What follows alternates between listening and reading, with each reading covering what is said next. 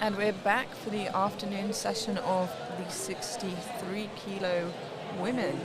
So many lifters in the 63 kilo class today. We've actually got two different groups entirely composed of 63 kilo class lifters. So yeah, just by way of introduction, we were commentating this morning on the live stream as well.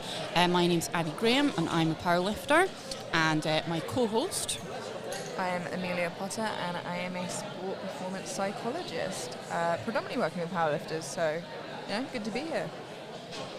So yeah, we're just we are about to commence imminently. So this is Group A of the 63 kilo class.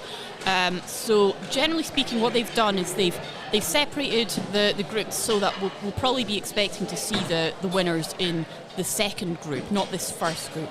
So this first group are people who've put in kind of some of the lower openers on the list, and so they've been put into this Group A. So having said that, this morning, the quality of the lifting was just really, really impressive. So the University Championships have grown so much year on year. And as the powerlifting sport itself has grown, this is a 4-day competition for this University Championships, and I don't know of any other 4-day competition in British powerlifting history. Yeah, that's absolutely crazy. I remember being here 4 years ago, and they managed to do men and women over 2 days. I think they were pretty long days, but 2 days solidly done. But like you said, it's fantastic to see the growth in the sport. The bar is loaded for Katie White, our first 63 out, and that is an 87.5 kilo squat to open. So yeah, I mean that's quite something. If that's our lightest opening squat, which it is, in the 63s, I mean we're already talking a significant weight here for an opening squat for a young 63 kilo class female lifter. So I think this is signifying the quality of what we're about to see today, really. Yeah, absolutely. And by the looks of it, no one weighed in really that close to 63. Yeah, absolutely true. Yes. So that was a good lift for Katie. Moving on to Bayan, and that would be again 87.5 kilos. Okay, so in this first session, we're seeing, I would say sort of fairly smooth kind of sliding scale of opening attempts through, from 87.5 up into the 90s, into the hundreds. Then towards the end of this group, we're starting to see some big squats though. So we've got 107.5 kilo opener, second last in this flight, but then we've got 125 kilo opener right at the end. Okay, so that was Bayan Fadlala with 87.5 kilos, 3 white lights for her. Yeah, and it was to good depth. It moved very, very quickly. Exactly what you want to see from an opener, really. We have Nadia Laffy now, again with 87.5 kilos. So I know that's something they've introduced into the University Championships in the last year or two, has been having qualifying totals. Yeah. And I think that you see a big difference because of that. So for one thing, we see real kind of it's clear that these lifters have had competition experience before. It's clear by kind of the technique and the focus they have on the platform. So they would have had to have qualified at some previous competition in order to be here, is my understanding. So that was 3 white lights and a good lift. We're moving to Alyssa Brown, and that will be 90 kilos on the bar. She weighed in at a nice round 62 kilos. So, as you were saying, Amelia, there's quite a range of the body weights at which people weighed in at. So we've got people way down sitting at 58.25 kilos as one of our 63 kilo lifters. Now, I'm glad to see that we've got people who are, kind of lighter for the class, because I think with lifters of this age and experience, you really don't want to be forcing your body weight down for no good reason. You don't want to be doing that. Absolutely. Okay. Nice big brace here. Yeah, Alyssa Brown, 90 kilos. Yeah, and that moved well. That's 3 white lights for Alyssa. Good. Yeah, really confident opener. So we're moving up to 97.5 now, obviously nearing that 100 mark for Hannah O'Brien.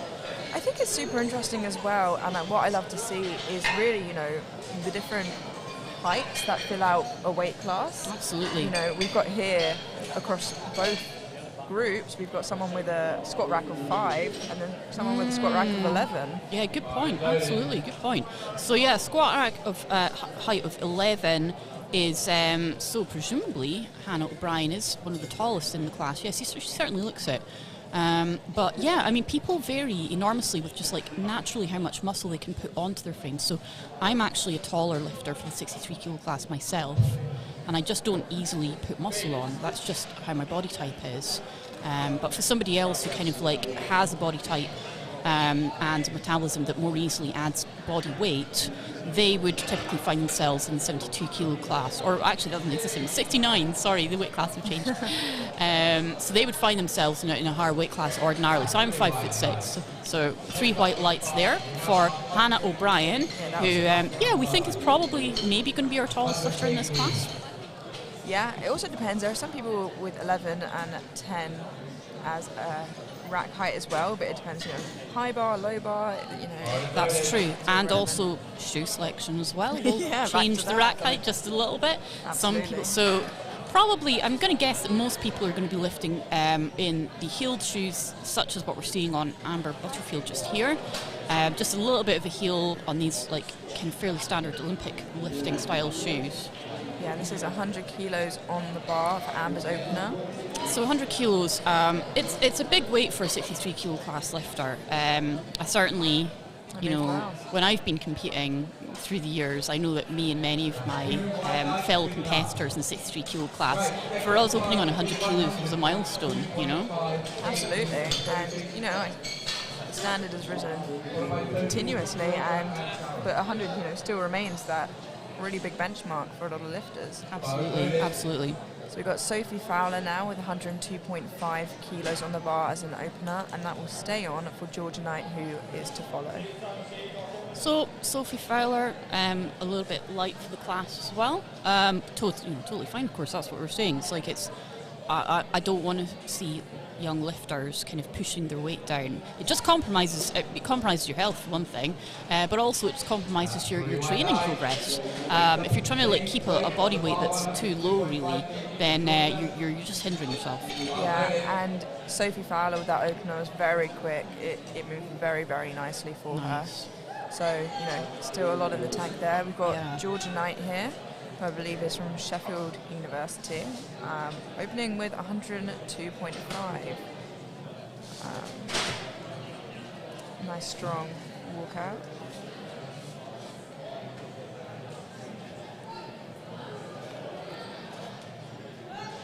It seems nice and deep from here. Let's see what the that looked good. have to say about that. And that's 3 white lights. That's good. So we were talking a little bit this morning about differences in kind of people's proportions, the way people's hips are, the way people's hip sockets are, things like torso length, and just how all of that can dictate the squat technique. And there really is no one-size-fits-all approach. And I think that we're starting to see like kind of more sophisticated coaching conversations nowadays around that. It used to be a bit kind of like one-size-fits-all sometimes. Okay, Sharon Satish here, 105 kilo opener, 63 kilo squat. 63 kilo class, sorry. So just making that look a little bit tough for an opener, but that can often just be partly just confidence on your opener. Yeah, and that's 3 white lights. Yeah, well done. She's got it on the board. I think definitely. I should loosen her up a little bit now. Yes. Followed by Sarah Glover, and this will be still 105 on the bar for her. These are big openers. Absolutely, absolutely. And something I find for the openers is I find that partly because I'm literally still warming up actually, the whole process of making weight and then possibly like rehydrating and like getting food in and stuff, that can honestly leave me and a lot of other lifters feeling, like actually maybe their balance is not the best. Yeah. And I personally find that on my openers. That was a fantastic lift from Sarah. Well done, Sarah Glover. Yeah, 105 kilos there. So what I personally find is that my openers sometimes are a little bit hesitant because I'm not yet fully trusting my balance, actually. But once I've got my opener in, then I sort of gain a bit of confidence also with my balance, and the next two can be a little bit better sometimes. So we've got Yasmin Burt here with 107.5 on the bar for her opener. Getting nice and stuck in there for her low bar positioning. And a good, strong start for her.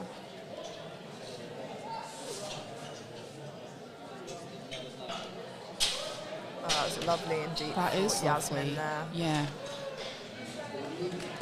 And yep, 3 white lights as expected. We're following Yasmin with Olivia Hardingham with 125. Wow, okay, yeah, I mean that's jump. a smashing big opener there. And also, she's quite light for the class as well, 61.8. Now, I mean, it's not impossible though that she has actually done, for example, a bit of like water manipulation or whatever to make weight, but then maybe weighed in lighter than she expected. Or alternatively, she could be very light and have had a giant breakfast, and that's what she weighs after breakfast, so we don't know. Absolutely, and this is an absolutely stacked and huge class today. There are 22 lifters, I believe. Yeah, and absolutely. with an amazing opener that's beautiful, like that. Beautiful, yeah. Also, bear in mind, this is the A group, and the stronger lifters, we're actually going to see those in the B group. So, yeah, as I said before, this is a bit of a reflection of the quality of the lifting that we're going to see today, I think.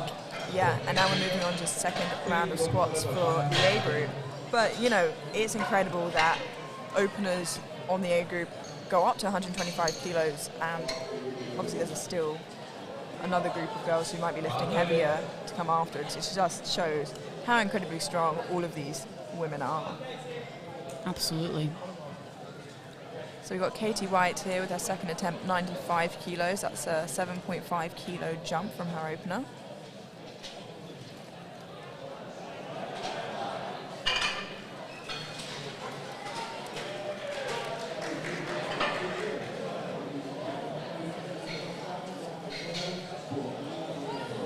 Still moved very, very well. Nicely done, although... Did she beat... No, she didn't beat the command. Okay, good. I was slightly concerned that perhaps she beat the rack band, but no, it was just she was giving it quickly, and it was fine.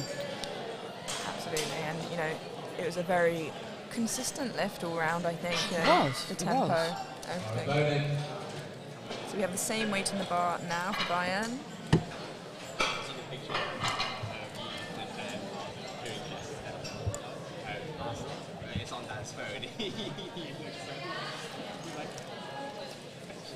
This is another Nottingham lifter. Nottingham always turning up with, a huge selection of lifters, which is fantastic to see. Gosh, yes, there are a few in this class, aren't there? Wow, yeah. So also, well done to all of our Group A lifters for every single one of them having got their opening squat on the board. Yeah, that's very, very impressive. And again, a good lift. We get to see, a lift that does not meet the standards.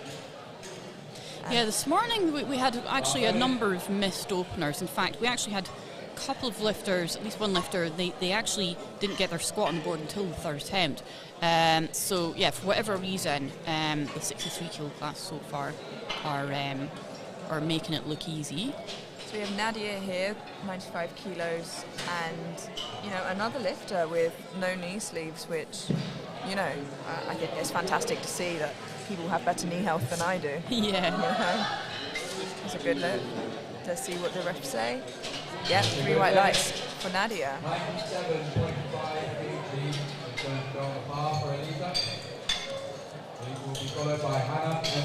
So, Elisa Brown is up next with 97.5 kilos for her second squat attempt. So, just looking at the projected forecast totals, so already for this group we're getting some projected totals really just based off openers alone at this point. We've actually got already people over a 300 kilo total for their forecast scores. So yeah, powerlifting's come on an awful long way in the last, certainly in the last 5-10 years, for women's powerlifting particularly. So Elisa Brown, 97.5 kilos for her second attempt. 90 was her first.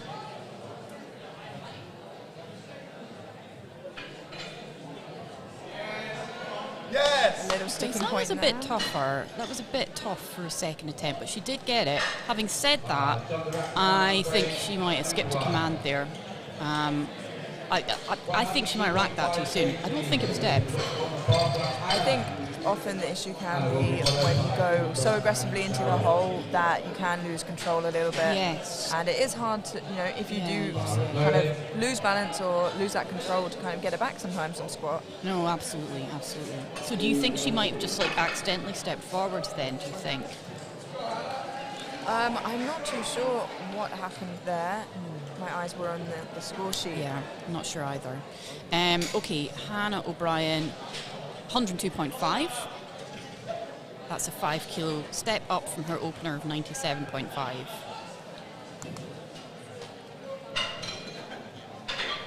Nice and controlled. Seems like a good lift from here. Yeah, that looked like a nice second squat to me. So the speed was kind of indicative that, she's starting to work there, but there wasn't a moment where it looked like she wasn't going to get it. So, I think that was a good attempt selection. Absolutely, and we have Amber Butterfield coming out now for a 105 kilo lift on her second attempt.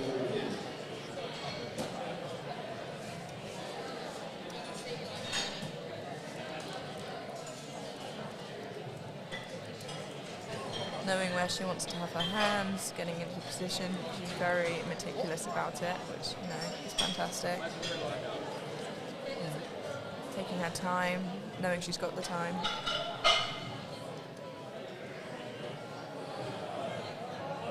That was nicely done. A nice squat. That was 2 to 1. 2 to 1. Sometimes an issue also is that a lifter actually does seem deeper on one side. So, on one side she or he might reach depth, and to another referee on the other side, it might not be. So absolutely. No, that was something that my coach just recently pointed out to me. And basically, all of us have some slight asymmetries, and it's not uncommon for us to have like a bit of muscle tightness, perhaps in one hip more than the other, and that can mean that your depth is actually different on both sides. So to be honest, I always just thought it was like one referee being quite harsh all the time.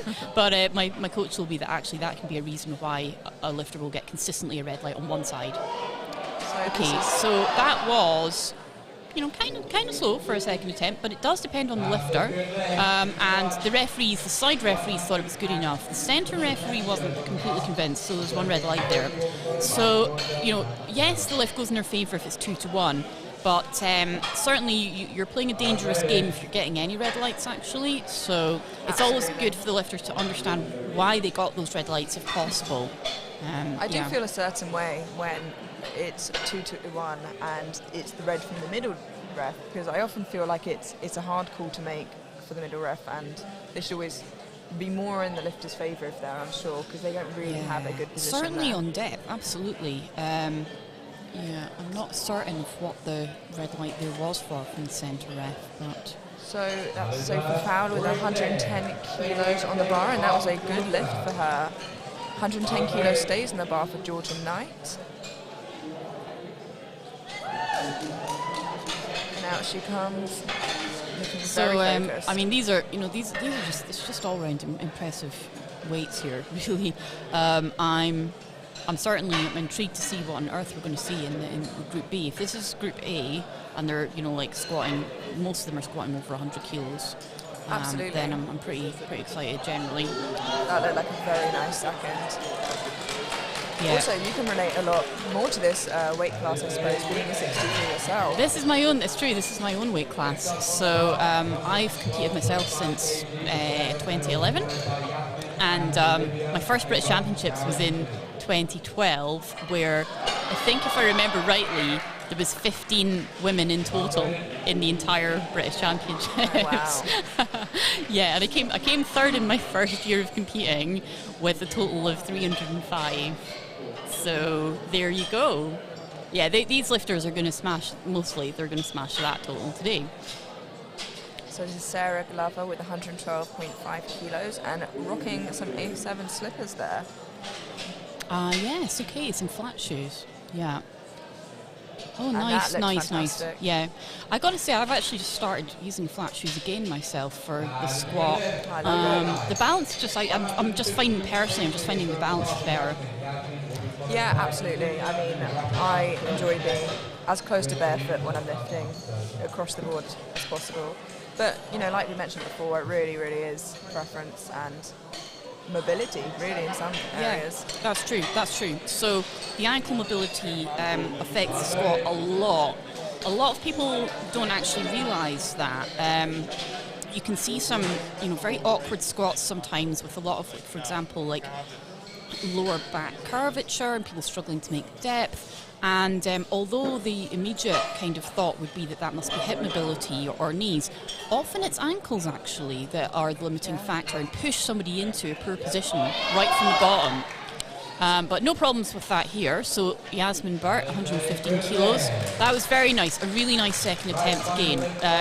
It looked like there was work involved in doing that, but at no point did it slow down. It was very good. Yeah, absolutely. And we've got Olivia Hardingham now with a huge 135 kilo. Yeah, big jump squat. up from the first one. So Yeah.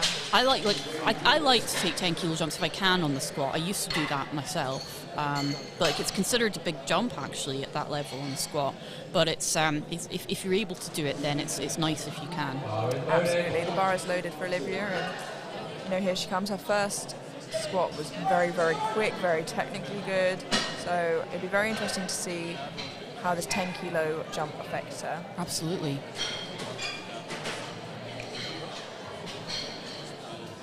It's just a moderate squat stance on low bar. She very consciously, you see her very consciously pushing the hips back at the start. So I like that kind of very conscious attention to the technique and how she's going to execute it. Yeah. And it was lovely. Yeah, 3 white lights, and again, there was no real sticking point there. It continuously moved, a tiny bit slower, but still, not slow by any means. Just looked like a really confident squat. It was very nice. Absolutely, which brings us back to the top of the group with Alyssa, and with 97.5 kilos, which she just missed on her last Was attempt. that a balance issue? Did she just step forwards too soon or something, didn't she? I can't quite remember. I think maybe it was maybe she missed the command and re-racked it too soon or something like that. The strength was absolutely there, though. Yes.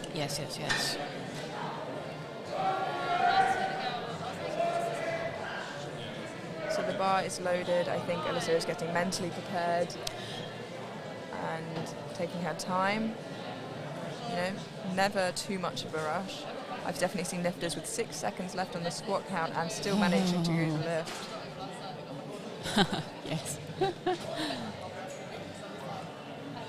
But as long as you get the start command before the clocks run down, you're fine. You don't have to complete the lift within the minute. You have to get the start command within the minute. Okay, so she took her time at the top there. Yeah, Wasn't in any hurry to rack that back. 3 white lights, well done. Fantastic, yeah, and the strength is there. I think we mentioned before, Alyssa, is very speedy into the hole, which sometimes can be unpredictable, but it worked for her. We now have Katie White with a nice round 100 kilos. Yes. Huge 100 kilos on the bar for her third attempt. Third attempt is usually when we see, harder lifts, across the board, but squats are the first lifts of the day, and I think it takes a toll on a lifter just in itself. So 100 is one of these numbers that kind of tends to get psychologically a bit stuck in your head as a lifter. So it's always been a daunting number in my mind, the big one, 100 kilos. So but it's very satisfying when for the lifters when they get those. It's very satisfying. That moved very well. Yeah, it did. And 2 to 1. Well done. Yeah. So I don't know. I don't know if that would be a PB for her. Don't know. if it was, it moved very well. Yeah, absolutely. It looks very secure. Okay, so 100 stays on the bar for Nadia Laffey from Loughborough University.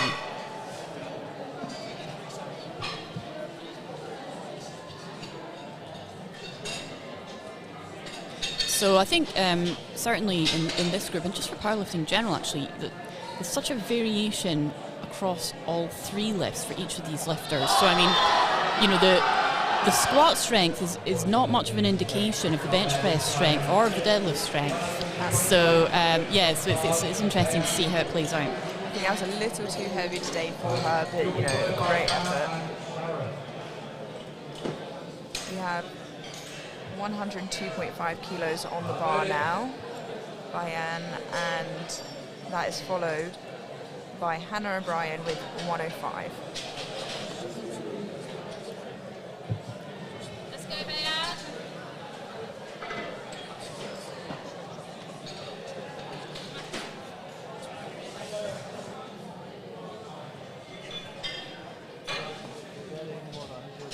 She's very focused and confident here, you know, walking it out. It is a 7.5 kilo jump. Okay, good. Now, was it deep enough? It was a little bit hard to tell from where I was sitting. Yeah, okay, 2 of the referees thought it was, and that's good enough. Yeah. But otherwise, yeah, really good attempt selection, I thought. Absolutely. It was a big jump, but it definitely paid off. You know. Absolutely. Hannah O'Brien from UCL, 105 kilo is what she's attempting for her 3rd squat. So she's only budged that up a little bit from her 2nd, so that's only 2.5 kilos more than what she did in her 2nd attempt. So I think the 2nd attempt's obviously, you know, hard work. So it's tough. Like if your 2nd was hard, then you know it tires you mentally. It tires you. So you know it's hard to come out and do a 3rd lift, even if it's just like 2.5 kilos more. Sometimes those are the harder lifts actually. Like she knows it's going to be hard work. Absolutely. A nice big brace and. Actually, she made that look reasonably easy. Yeah. Oh, well done. Yeah, 3 white lights. I think she surprised herself a little bit there. Yeah. And it could be as well, it could be just like warming up into it. Maybe her concentration was better in this 3rd one. Maybe she's lost the nerves a bit because she's got 2 on the board. Absolutely. We now have 110 kilos on the bar for the next 2 lifters, which will be Sharon and Amber. So again, this is just a 2.5 kilo jump up from Sharon's 2nd attempt. So, you know, oh yes, I remember her 2nd attempt was kind of tough looking actually, I seem to remember. Taking quite a wide stance. Yeah. Quite a slow descent. A lot of control. Okay, now the only question really was the depth there. It looked close from when I was sitting. Unfortunately, Yeah. not quite there. That's too bad. It was definitely borderline, and you know, maybe next time that will be there. But I think she'll still walk away happy that she moved the weight.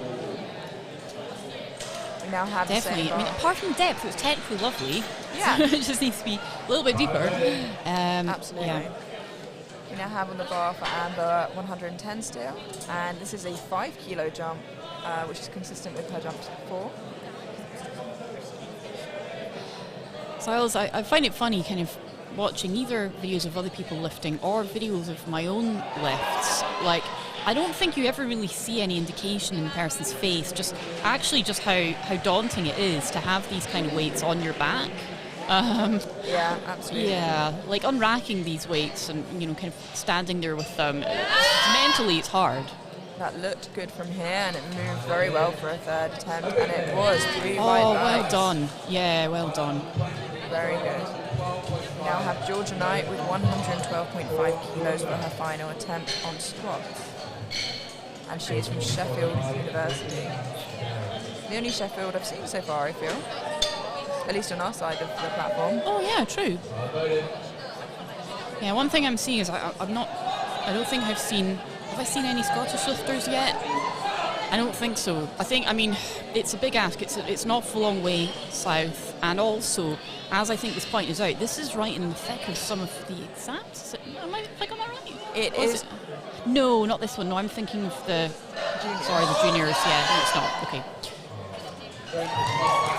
Yeah, I don't know then. I'm not sure why we haven't seen any Scottish lifters. That was unfortunately a bit too heavy for Georgia there. So that's too bad, although she is left with just 2.5 kilos less for her second attempt. So, there was nothing much to lose really there. Okay, 115 for Sophie Fowler. Her second attempt was 110. She was successful. So, I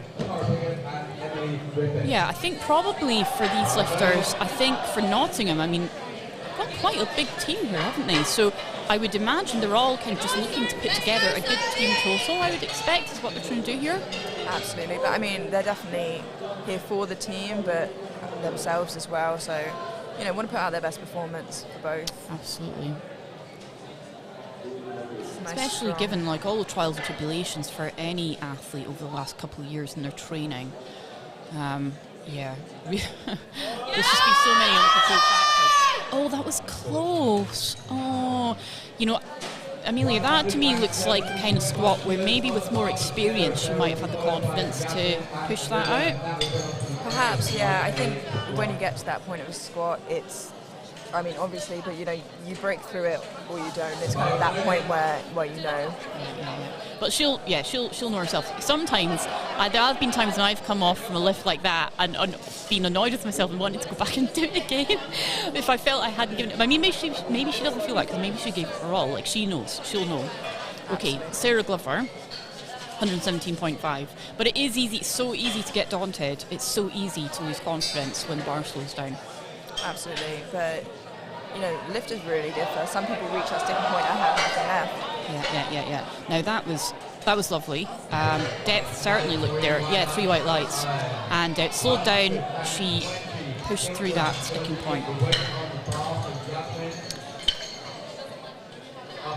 So we have Yasmin Burt now with 120 kilos on the bar, followed by Olivia weight. Hardingham with 142.5 kilos. That's massive. That's So her final big. squat. Yeah. So that's 142.5 beats the most I've ever squatted. Proportionally, I'm a poor squatter, but 142.5 is a really massive weight for that weight class. It really is. So 120, again, that's a very, very big weight. For 63 kilo class female lifter of this age, it's enormous. Well, honestly, for, any lifter, it's a huge amount. Yeah. Oh, close, but no, not quite. But yeah, she's left with 115 from her successful second attempt. So let's see this one, Olivia. Let's see this 142.5 kilos. Olivia has had, a face of calm the entire time. She seems a very together lifter. And, that really shows in the way that she performs on the platform as well. I was just looking at her openers. Squat is clearly her favourite lift, and generally, it's like mentally lifters often rise to the occasion when it's the lift that they like, when it's the one they're best at. It kind of inspires you a bit, actually. Absolutely. So yeah. Anyway, let's see what she makes of this. Essentially, there's really. She's got everything to play for. Like this is if she wants it, it's hers, because she's not fighting for placings particularly. So yeah, this is basically personal glory, and it is a massive weight. It is absolutely massive. 142.5 kilos. Oh, that was such a confident descent. Oh gosh, that was close. That was really close. I thought she was going to get that. What is absolutely crazy as well, 135 is still massive, but what I can see, the biggest opener of the B group is 142.5 kilos as an opener. Oh gosh. And that's Emily Griffiths, and that is huge. And then Tara Piggott not too far behind with 140. Oh my. Yeah, so absolutely. Really massive, and we're about to start the B group now. And that's going to open with 95 kilos for Grace. These girls are so strong. Yeah, just looking down the projected totals. We've got some monstrous projected totals. basically, Tara Piggott projected to finish in first place, and by some margin actually, with a 385 projected total at this point. Now, I would expect that to go up by 40, 50 kilos possibly. Yeah, I mean, the three lifters... Oh, no, much more than that, because she hasn't done her squats yet. No. Okay, that's going to be a massive total. Like, I think Tara Piggott, if she's projected a 385 total at the moment, that's going to be monstrous. That'll be huge. And there's a 20 kilo gap between first and second at the moment. Yeah, yeah. And a gap between second and third, but between third and fourth, it's really quite close, or 2.5 kilos. So it is. So there'll be a fight for the podium. Yes, there. Yeah, absolutely. Now also, that gap between first and second, 20 kilos looks like a lot at the moment, but you know what? We don't know what kind of jumps these lifters are planning to take on any of their lifts. So if one person takes 5 kilo jumps and the other person goes for like 10 kilo jumps, that could change even after the squat. Absolutely. We have Emily Wilkinson here with a 100 kilo opener, and Grace's opener was 3 white lights. It moved very, very well also. Emily is from Leeds. Nice, lovely. So what I'm also seeing, just looking down the score sheet there, is when we're looking at those top placings, projected finishing positions, Tara Piggott has a substantial advantage on the deadlift by the looks of it. Yeah, and I think Tara is a bit more experienced in competing than a few of the lifters here. Okay. Obviously, it's still BUCS, still probably not by a stone throw, but my goodness, those are enormous openers. Yeah. So we've got Rebecca Morgan here with 102.5 kilos and a squat rack height of 5.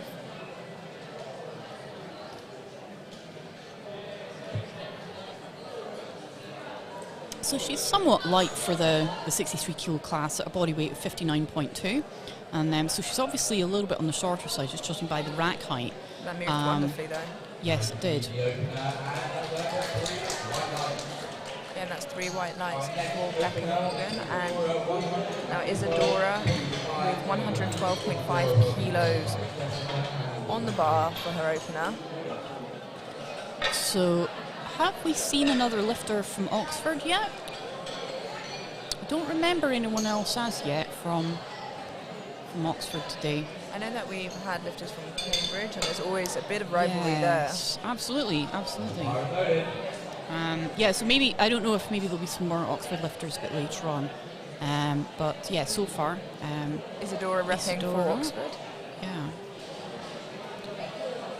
Again, Isadora weighed in pretty light, which is at 60.1 kilos. Yes, absolutely. And yeah, like a really, very respectable opening weight, 112.5. That's really not... Oh, that was gorgeous. Lovely spot there. Absolutely. Let's see what the referees have to say about that. 3 white lights, fantastic. She looked very confident as a squatter. I've got to say, that was... She perhaps has good mechanics for it, I don't know. But it just looked like a nice movement. Yeah, some people are just good, Yeah. But having said that, you can have kind of weird mechanics and still lift a lot. So I'm thinking of actually one squatter who comes to mind there is Kimberly Walford. She has the most folded over squat I think I've ever seen any lifter do. So really, Kimberly Walford, powerlifting legend, for her to reach depth, she pretty much needs to have her torso almost in a horizontal position. Like, that's how folded she is. It's crazy to see. She's gotten squat world records doing that. It looks a little painful.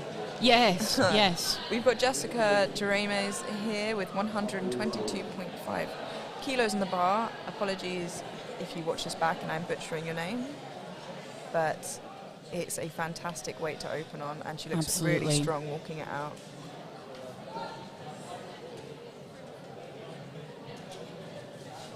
That was lovely. Oh my goodness. Yeah, wonderful. Wish I could squat 122.5 like that. Yeah, that looked great. So again, you know, we're seeing really good attempt selection, I think, you know, in this group. For the openers, everything looks sensible. It doesn't really look like anyone like hugely undercut the opening weight. Like, I haven't seen anything where you just thought, oh, they should have added 20 kilos to that. They just look like sensible attempts. And you know, sometimes just for confidence sake, you want to get an easy squat on the board just so you know it's there.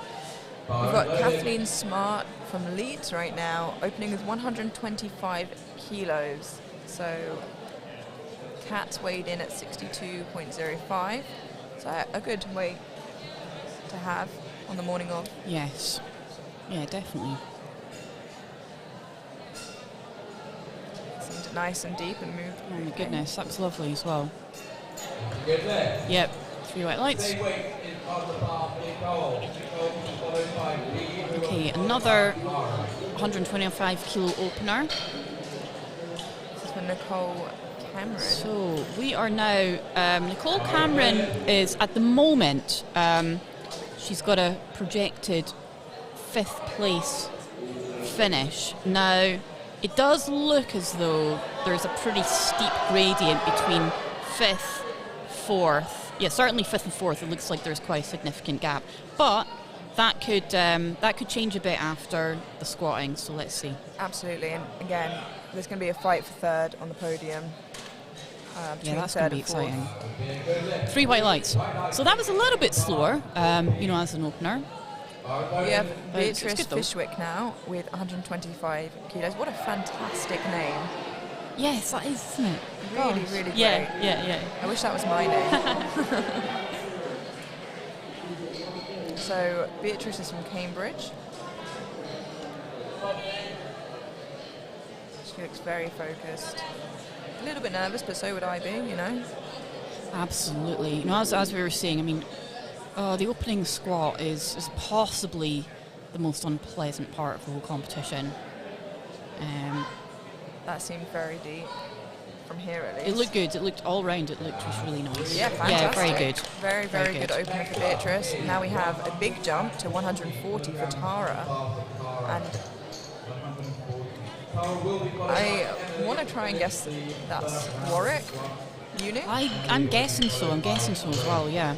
Haven't seen very many Warwick people so far. No.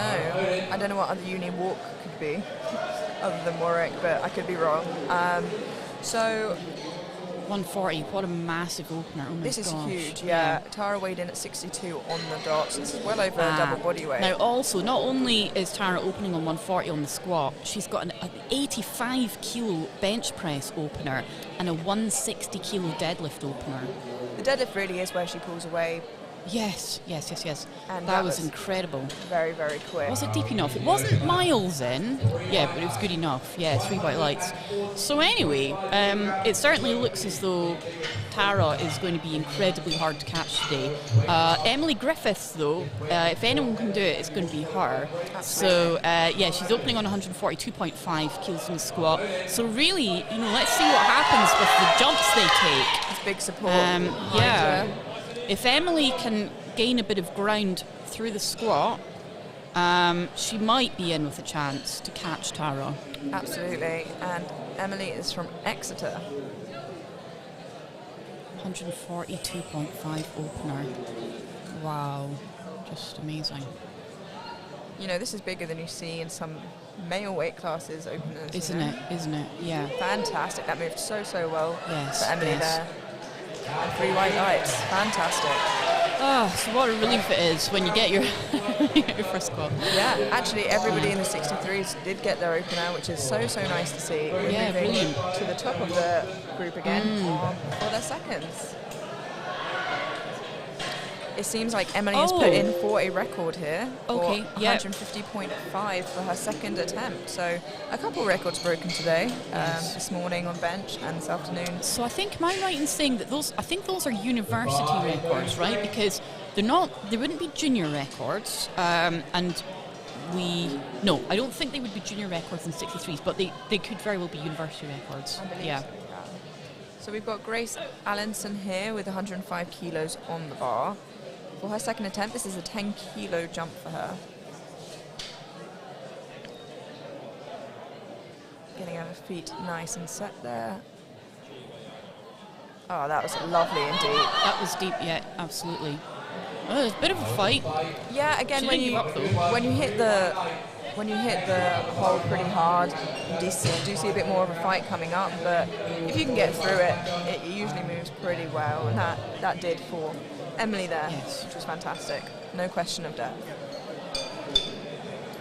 We have Becca Morgan coming out now with 110 kilos on the bar, which would be a 7.5 kilo jump for her. I'm sorry, Emily Wilkinson. I completely missed Emily there. Which is also a 7.5 kilo jump.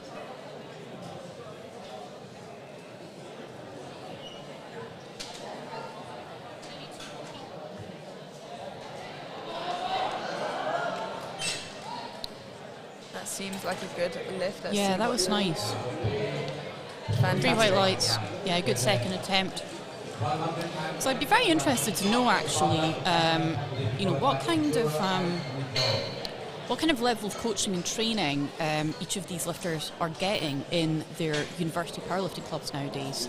Yeah, absolutely. I mean, I suspect that things have come on enormously just in the last 3 to 5 years in that regard. But I mean, I think it makes it makes all the difference because these kind of weights that these lifters are lifting here. If you don't have access to good coaching or whatever, like it would take you many years actually to reach this level of strength unless you have kind of good guidance. Yeah, so we have Becca Morgan with 110 kilos here. And yeah, a few years ago, I reckon more lifters than not were just using kind of generalized programs they found online. And, there's definitely been a spike in personalized training. Oh, Becca just missed that, I believe, on depth. Oh dear. For one side, at least. So no enormous panic at this point because she did get her opener, but nonetheless, like that would be a bit annoying. But what's she going to put in for her third? Well, we'll see because in that situation, if you've already got your opener and you're not kind of fighting for a medal place, then to be honest, you might want to just add some more. Yeah, that's what they've done. She did, yeah, and it didn't move badly at all. It was just unfortunate that she didn't quite, hit it to the standard that they wanted to see. We've got Isadora coming on now with 120 kilos, so that's a 7.5 kilo jump from her opener.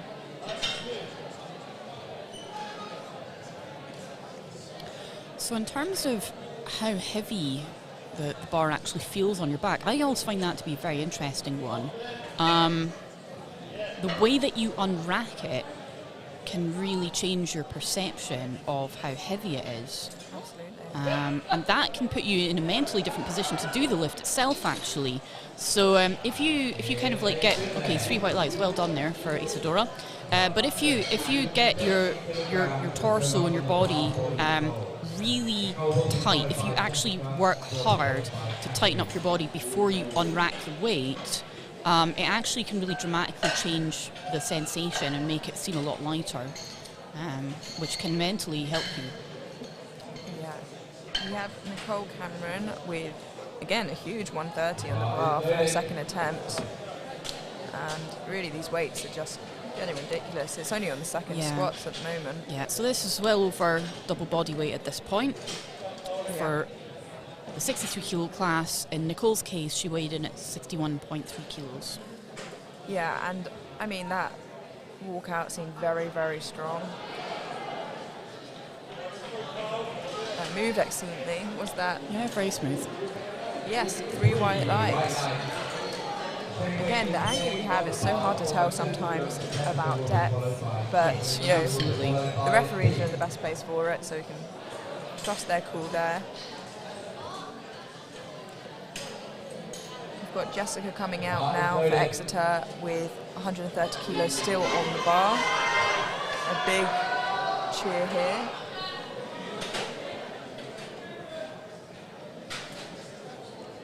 Rocking the black and gold singlet. Very cool. Oh yeah, well, that is nice.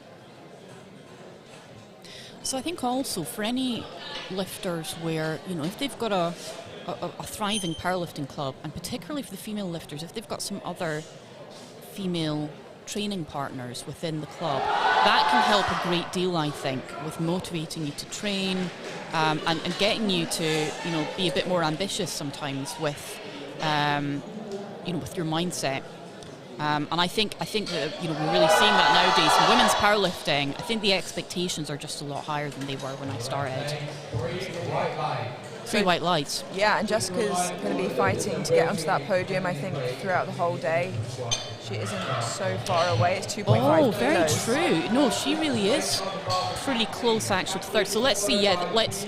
She's just got her weight as well. So Beatrice Fishwick, she's not going to be that much ahead, actually, after she gets her second squat in. And if Jessica's able to just even match the total there, then she has her on 0.1 body weight, which is going to be very, very close. Oh, my. We've got Kathleen Smart now with 132.5 kilos on the bar. That looked like a lovely second attempt, and it was. Yeah, really good. So I don't know about you, Amelia, but when I weigh in, I'll basically take off pretty much all my clothes, regardless of how much I actually weigh. So, I mean, I could be like 2 kilos under the weight limit, and I'll still take off all my clothes. And the reason is every gram because counts. I do not want to ever lose a placing simply because I didn't take my socks off. So that's how I feel about it. So this is Beatrice Fishwick, and with 132.5 kilos, every kilo counting towards staying on the podium. Absolutely. So she does not have the body weight advantage. The moment she's placing fourth, and Jessica Jeremias is placing third, with only 2.5 kilos separating them. That's so close. Yeah. So let's see what happens. I mean, Jessica's made a 5 kilo jump there, and I'm not sure how much Beatrice has left in her squat. So, we'll have to see as well how they match up on the bench.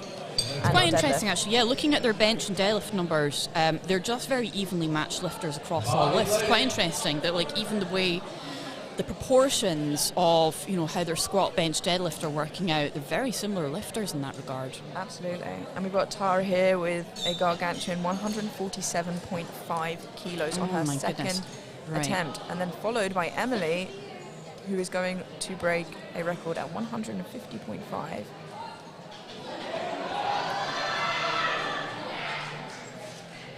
So it didn't look miles in terms of depth. Was it enough? Let's see.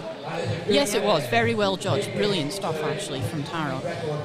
So I think, based on the difference, Tara's projected at the moment to have a 392.5 kilo total. Obviously, we're going to see that go up by like 30 to 40 kilos after deadlift bench. It's going to be enormous.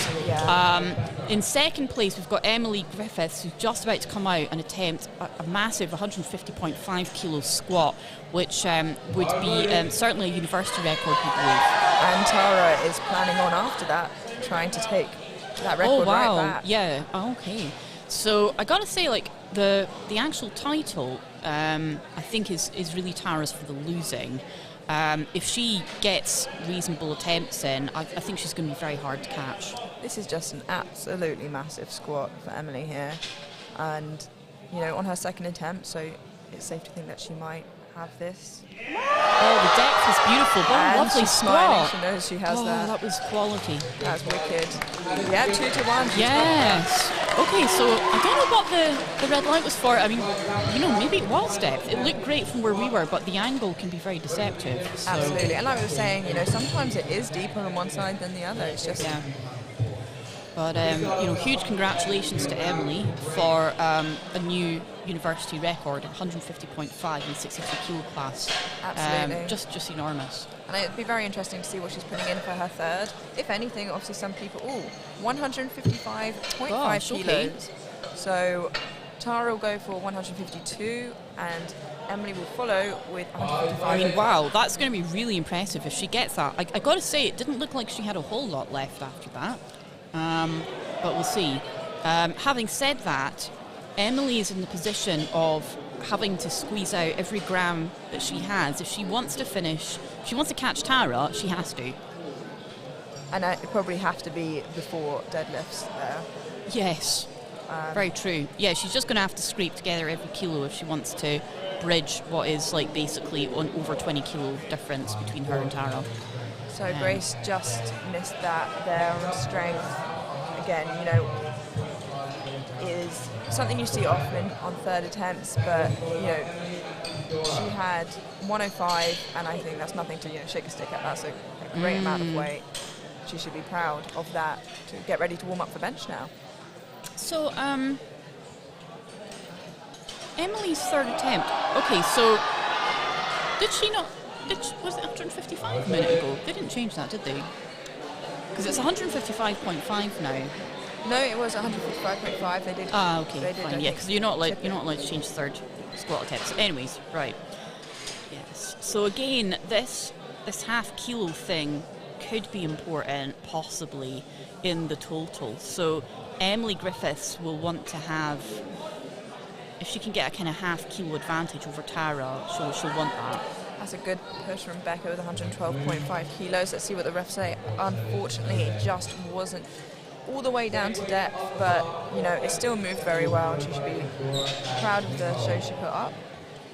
We've got the same weight in the bar for Emily Wilkinson here, who's gone up 5 kilos. So Emily is from Leeds, and she's currently standing forecasted 9th. Which it's out of 22. That's a lot of people. No, absolutely.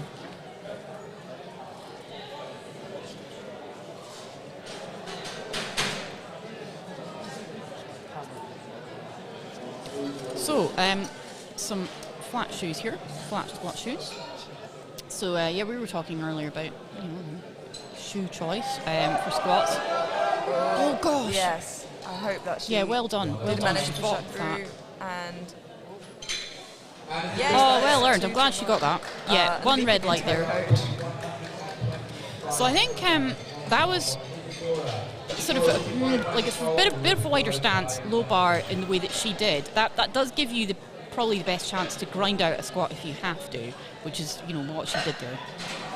Yeah, we've got Isadora on now with 125 kilos, which is a 5 kilo jump.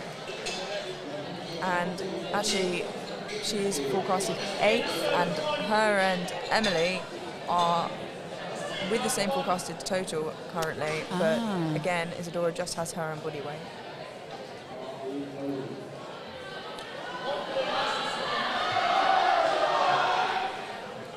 So yeah, I'm not really understanding why we don't have more Oxford lifters here actually, because it's not too far for Oxford to travel, but anyway.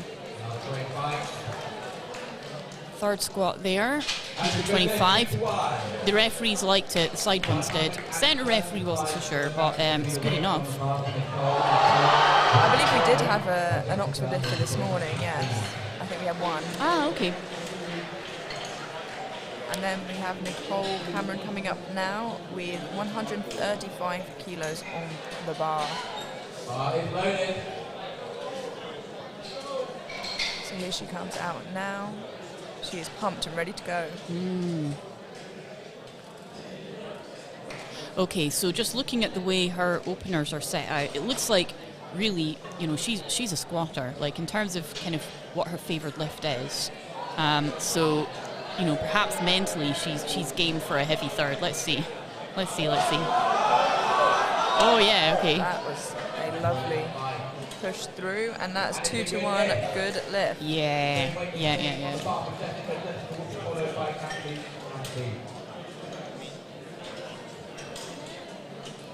We now have Jessica Doremus here with 135 kilos. Again, the battle between the podiums, Jessica and Beatrice.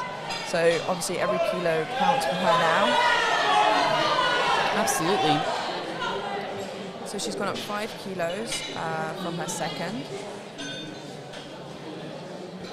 So yeah, this is interesting. So as we said before, between Jessica, who's on the platform now, and Beatrice Fishwick, Jessica has a body weight advantage by 100 grams. She's got a body weight advantage. So basically, although Beatrice is projected to finish in third, she's going to have to watch it. Having said that, Jessica really could have done with getting that third lift. So if Beatrice gets hers, that could make all the difference. Absolutely.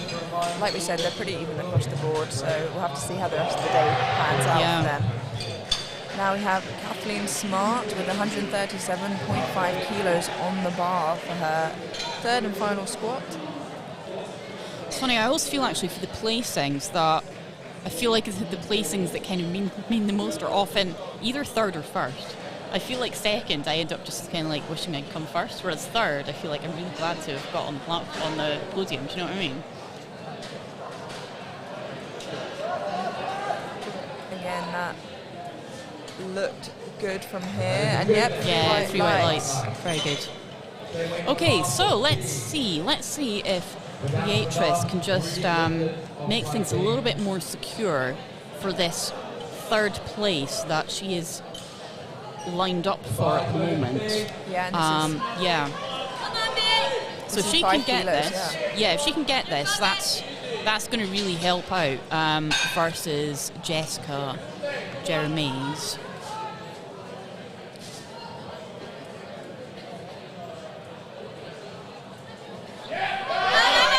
Was it deep enough though? I mean, it was. Like the weight was good selection there. Yeah. Well done, brilliant. It moved very, very well. Okay, that was pitched perfectly. As an attempt, I think that was absolutely spot on for a third attempt. Yeah, now we've got Tara, who's obviously forecasted for first with a forecasted score of 397.5 kilos, which is crazy. And she's going to break a record that was just set by Emily a few moments ago with 152.5 kilos, and to be followed by Emily with 155.5 kilos. So it'll be very interesting to see how this pans out now.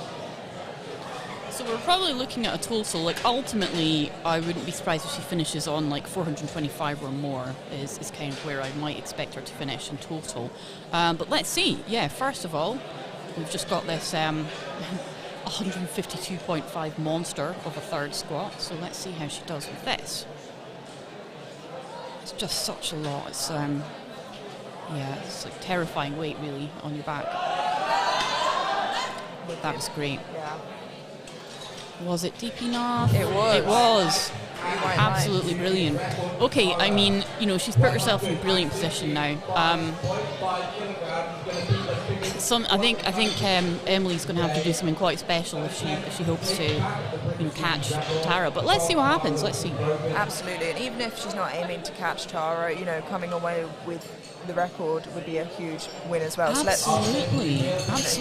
And one of the things actually, it is really important as a competitor to, even if you think the chance is slim, you need to be in the mindset that you do have that chance. Like competitively speaking, if you can convince yourself that actually you're still in with a chance, then you can really turn things in your favour sometimes. Absolutely, and we've attracted quite a crowd here for Emily's final squat. Oh my gosh. Okay, so, she already claimed a record today. This is absolutely enormous. I've got to say, the second lift looked hard. I think she might have it, this is to claim the record back that was broken limits again. Oh, true. Oh my goodness. Oh no! Oh, that was so close. That was a massive shame. It was very, very close. Oh, such a good attempt, oh my goodness. Yeah, she wasn't far off. She did put everything into that, and that's huge. Okay, that concludes, fabulous. The squats for the 63s as well. So, saw some crazy, saw the record broken twice. And, I think all over, there wasn't a lifter there that didn't put out a very impressive set of squats. Yeah, absolutely. Yeah, absolutely fantastic quality from the lifters. It was really, really good. Okay, so we're just setting up for the bench press. So I think we're going to have probably about a 10-minute break, I would imagine. Yeah. And then we'll be back very soon. Yeah, absolutely. So see you in 10 minutes for some bench press.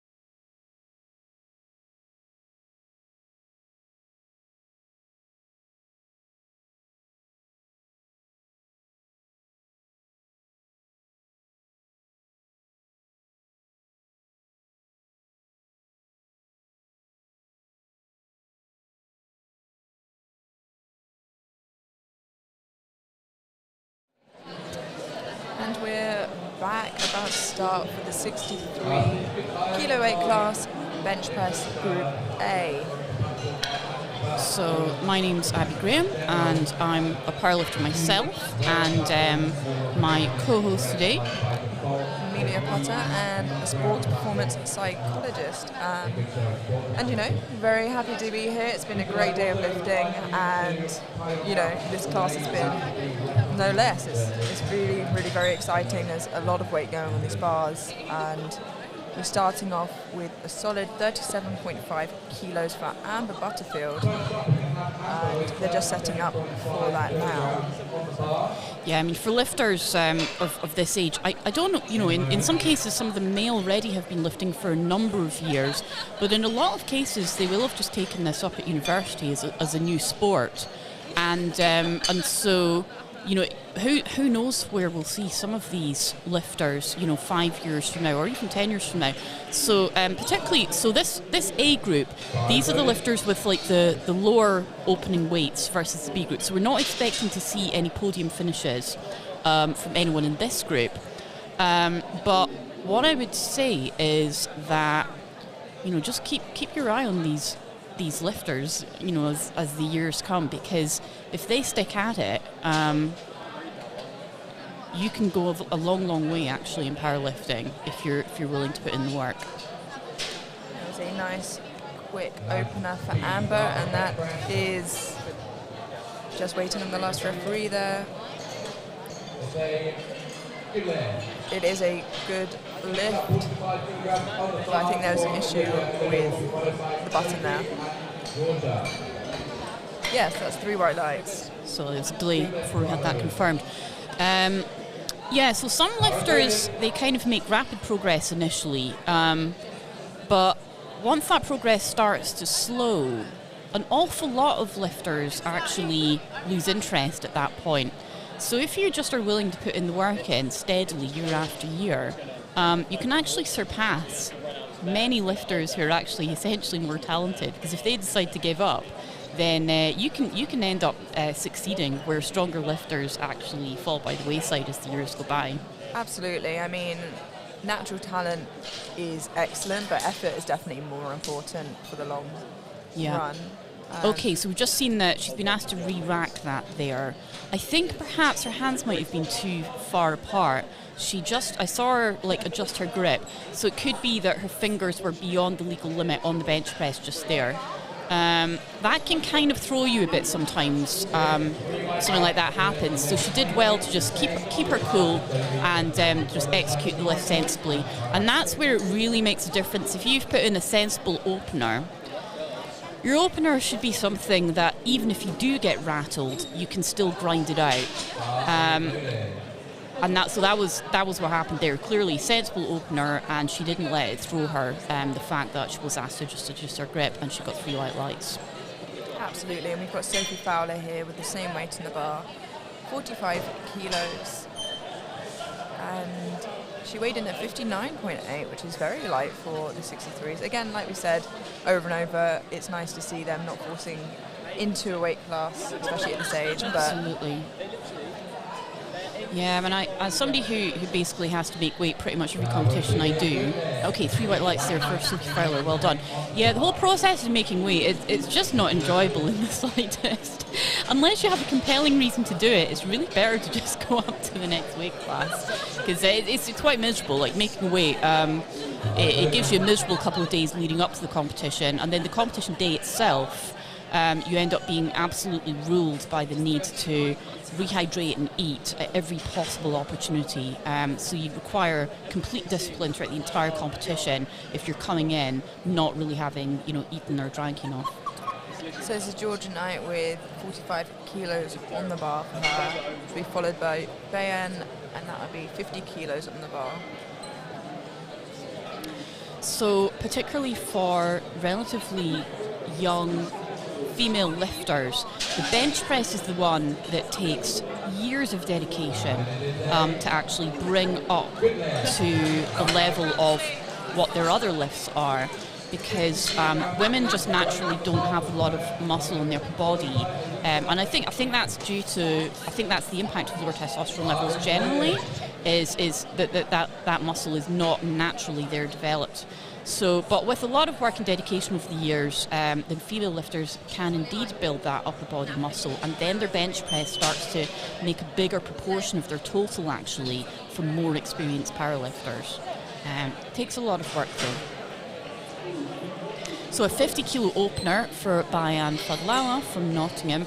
And so like this is a very respectable bench press for a younger female lifter, 50 kilos, 63 kilo weight class. Like this is not a small weight.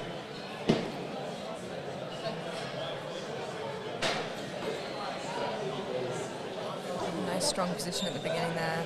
And that looks lovely. Like how an opener should look really. Yeah, nicely done. 3 white lights. Followed by Lisa Brown, who will be opening at 52.5 kilos. So, yeah, just looking down these openers, we've got a couple of real standout openers actually. Just a few lifters down, we've got a 67.5 kilo opener and a 75 kilo opener. Which is really impressive, and just a reminder that this is the Group A lifters who have the lower projected totals. So in the Group B, I know we're going to see some special openers. We already know that we're going to see openers that are up like more than 80 kilos. Absolutely. I mean, you're seeing big weights really across both groups, which just shows how incredible the standard of this weight class is. Got Elisa now getting to a good position. She's got a bit of an arch on her, which is nice to see. Yeah, it's nice.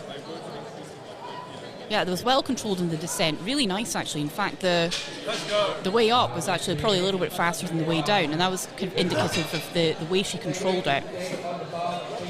She got one yellow there. That could have potentially been her bum coming up. But oh, maybe. Yes. Possibly her foot moved or something like that. It could have been as well. So yeah, something technical, but nonetheless, you have to worry about these things because if the other referee had seen something they didn't like, you would have lost the lift for that. So yeah, Katie White, 52.5 kilos, opening bench press. A nice meticulous setup there. She's really getting the shoulders dug into that bench. So one thing about the 63 kilo class is, we can see by the number of lifters today, it's essentially very common body weight for particularly younger women. So as women get older and they develop, they tend to gain body weight a little bit. So a lot of the 63 kilo class lifters that you have here, maybe come back in 5 years and you'll probably find that they will be more sitting in like the 69 kilo class, 72 kilo, sorry, that's an existing word, 76, isn't it? 69, yeah. 76. Sorry, just learning new weight classes. But basically, I think what the point I'm trying to make is that it's hard going. If you're a 63 kilo class female lifter, it's hard going because there's an awful lot of lifters in the class. It is, one of the most competitive classes. Compare it to this 47 kilo class we had this morning, 2 lifters in it. 63 kilo class, you've got like 20 odd lifters. Yeah, 22. So that was Sarah Glover with 52.5 kilos, and that was 3 white lights. It was a very good lift, and now we're moving up to 57.5 for Hannah, and Hannah is from UCL. So yeah, so it's a bit of a tough gig, being these middle weight classes.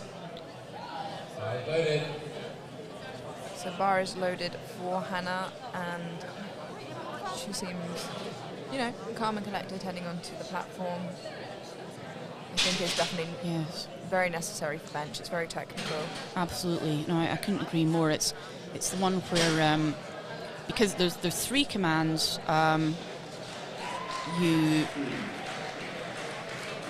can't just focus on lifting the weight. You have to be constantly focusing on making sure your feet aren't moving, that the technique, control, listening to the referees, which makes it very difficult to execute your best lift actually, when you have all of that else to think about.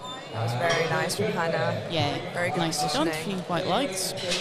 We now have 57.5 still on the bar for Nadia, and Nadia is from Loughborough. And it is really hard having a competition mindset. you don't get a choice when you come on the platform, you know. Yeah. When it's your time on the platform, that's the minute you've got to go and get it done. And often there's been times in competition when and certainly I'm sure many other lifters will have found this, there are times in a fast-paced competition when honestly I just wish it would slow down. I just wish I had more time to collect my thoughts. You don't have that time. You have to get on and just get it done, and that can be very stressful actually. In the gym, you might maybe take another 5 minutes to collect your thoughts before you go for something quite heavy. In competition, you don't have that luxury. Yeah, absolutely, and that's part of the preparation as well. Really, there's a lot of focus on the physical preparation, but like you said, you don't have all the time in the world like you might do in training or when you're maxing out with your friends, and you need to be prepared for that kind of extra level of pressure. We've got Sharon now with 67.5 kilos. That's a 10 kilo jump from the last bencher before, and she's representing Nottingham. She's just been asked, I think, to redo her wrist strap. Possibly. Did she have like the thumb loops over or something? Oh, she put her hair up. Oh my, right, okay, yeah, we saw this morning as well. We were puzzling a little bit over this. Yeah, so this is a rule they have to have their hair up so that they can see whether their head leaves the bench or not. Oh my goodness, of course, right, okay. Right, I did not actually, until today, I did not know that rule, so there we go.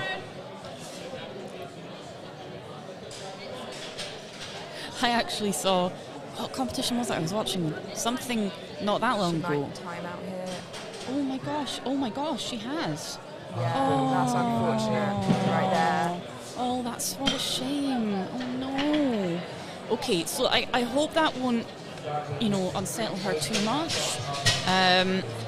So basically, you've got a minute to set yourself up and get the start command, and they don't make any concessions. If there's something like technically wrong, like for example she had to put her hair up, if there's something that slows you down and you need to fix something before you're allowed to do your lift, then that the clock's still running. So that's a bit of a shame. Absolutely. Potentially should have been caught by, again, the technical officer, but it's so hard to keep on top of these things sometimes. But it's her opener, so hopefully either she knows that she has it, maybe takes it in the warm-up room and moves up, or just takes that again. It's going to be, yep, she's moved up to 17. It's clearly a weight that she's comfortable with. Which is fine. It's quite interesting though, like to actually, to choose to increase the weight when actually she didn't even attempt it. That's an interesting choice. So it's probably fine.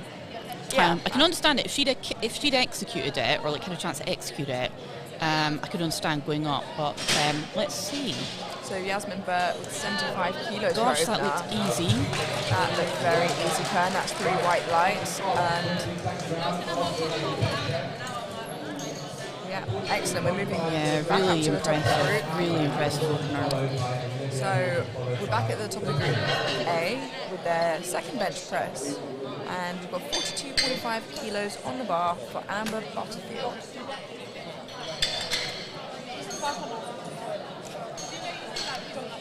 So Sharon is yet to put a bench on,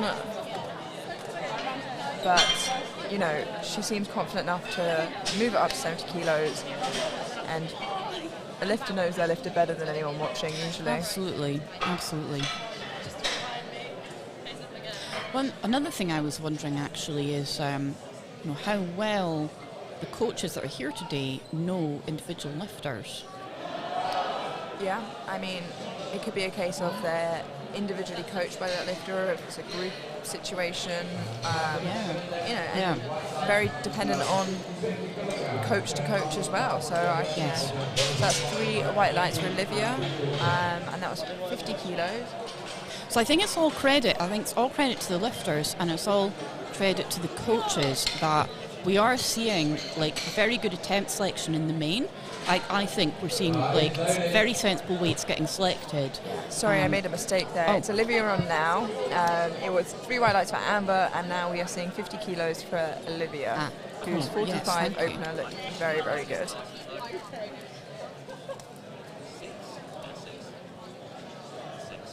But certainly, I think if the coach has never handled that lifter before in competition, then there can be a lot of unknowns.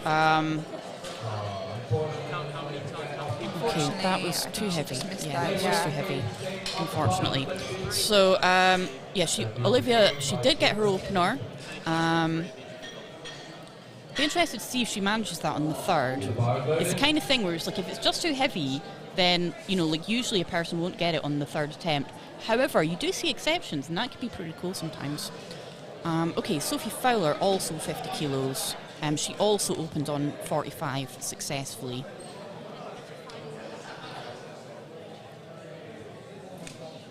So yeah, I think for the coaches, or whoever is handling the lifters today, maybe they've got one team coach from university or whatever, it can be interesting. If you haven't worked regularly with that lifter, then there can be a lot of unknowns in terms of their competition performance, and also for younger lifters who are progressing quite rapidly, and also often their body weight is changing quite quickly too as they're growing. Then there can be some surprises if you're coaching a young lifter like this on a day like this. Absolutely. We've got Georgia Knight with 50 kilos on the bar for her second attempt here. Yeah, it also, depends on the coach's experience and, whether they put on the bar what the athlete has or what they want the athlete to have. Very much. You see it often, and sometimes it's just not there. And there's like the mentality of the athletes. As you'll know, like far better than me, Amelia. Like the different athletes have different levels of belief, and you kind of need to know a bit of that with a particular lifter to interpret what they're telling you about what they think they're capable of and how they felt a lift went and everything like that. Yeah, absolutely. So we've got Alyssa Brown now with her second attempt at 55 kilos. And that is a 2.5 kilo jump from her opener. So that's the smallest legal jump that you can take on a bench press. But still, as an actual percentage of that weight, it's maybe a bit bigger than people realise. So, for male lifters who are benching more like 100 kilos, a 5 kilo jump doesn't seem, so unreasonable. And really, proportionately, that's what we're looking at here. 2.5 kilo jump would be, a similar percentage, really. Yeah, and that moved very, very well, but unfortunately, she didn't get that due to technicalities there. I missed what that was. She might have lifted her bum off the bench, possibly. Given that it was both referees apparently saw the same thing, that would be likely. So we have Katie White now with 55 kilos still on the bar for her.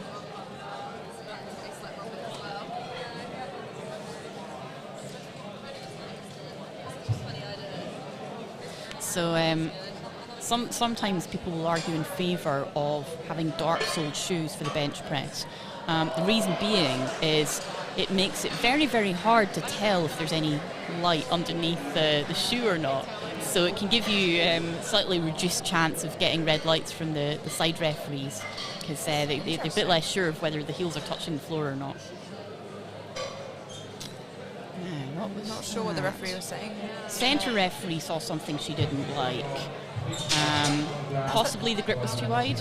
Yeah, that's not the first time she's stopped a lifter from beginning the lift, so I'm not sure what she keeps seeing here, but she's still not happy. What's going on here? Did she end up timing out there? I don't know. I'm not really sure what happened there. She timed out. Okay.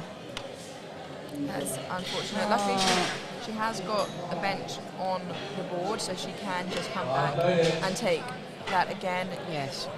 She's moving up. Yeah. We now have Diane with 55 kilos on the bar also. The centre judge is not playing today. No. So, yeah, like as a lifter, I'm not too sure what's happened. I mean, really, the coach should be making sure that the lifters are absolutely there in time to do their lifts, in good time to do their lifts. So the coach should be making sure that the lifters are basically stepping onto the platform as soon as the timer starts. Yeah, absolutely. I think especially when you can't be too sure how happy the ref is going to be with your setup, I think it's better, safe than sorry, to have more time than not. This is 57.5 kilos on the bar now for Sarah.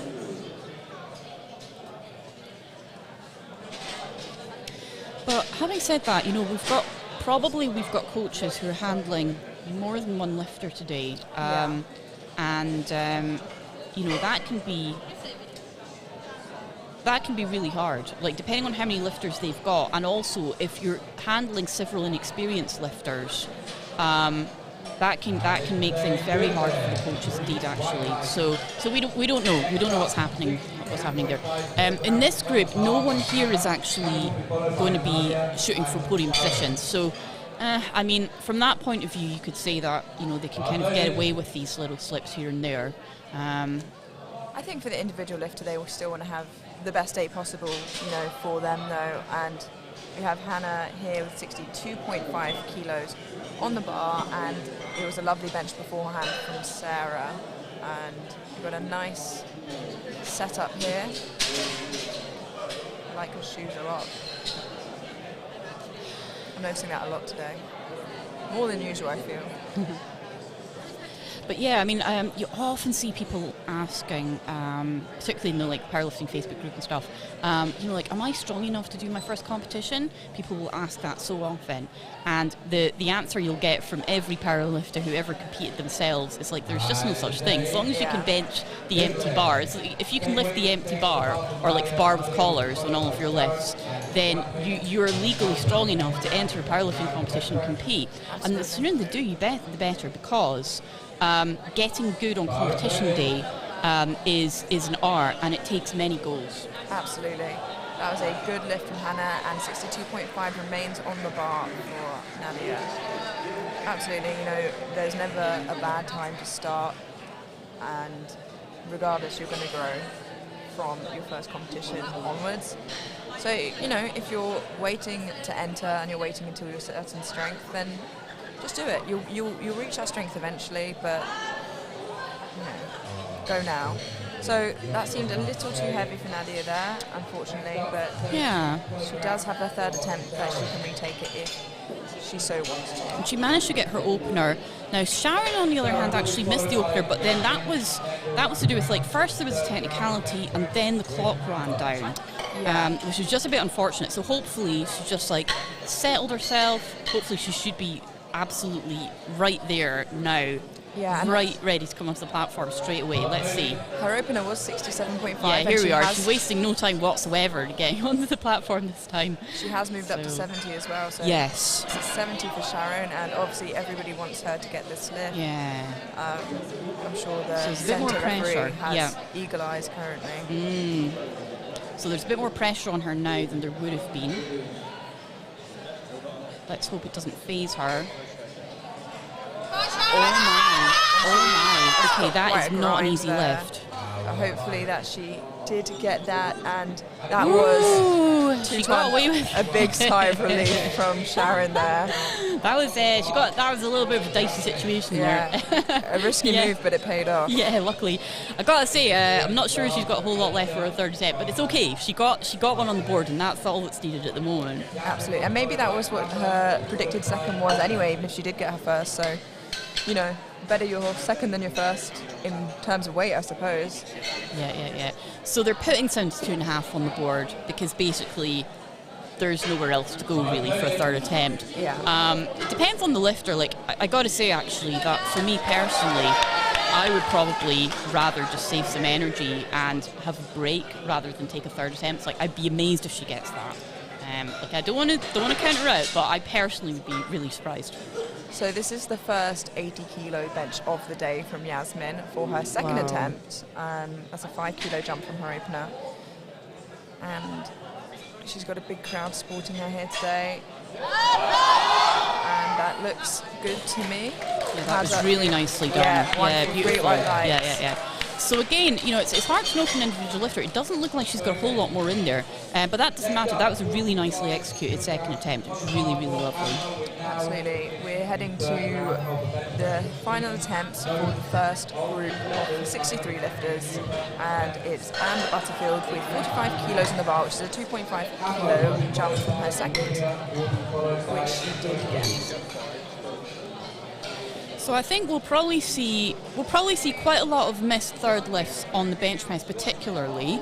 Not because of any poor attempt selection or anything like that, just because a 2.5 kilo jump is actually proportionately very big for these lifters, and it basically, for a female lifter lifting these types of weights, can basically take you from a safe bet to an impossible lift. Like, that's what a 2.5 kilo difference actually is. So I would expect that for a lot of them, they basically, the second lift was okay, 2.5 kilos more, and it's just too much. So that's exactly what's happened there.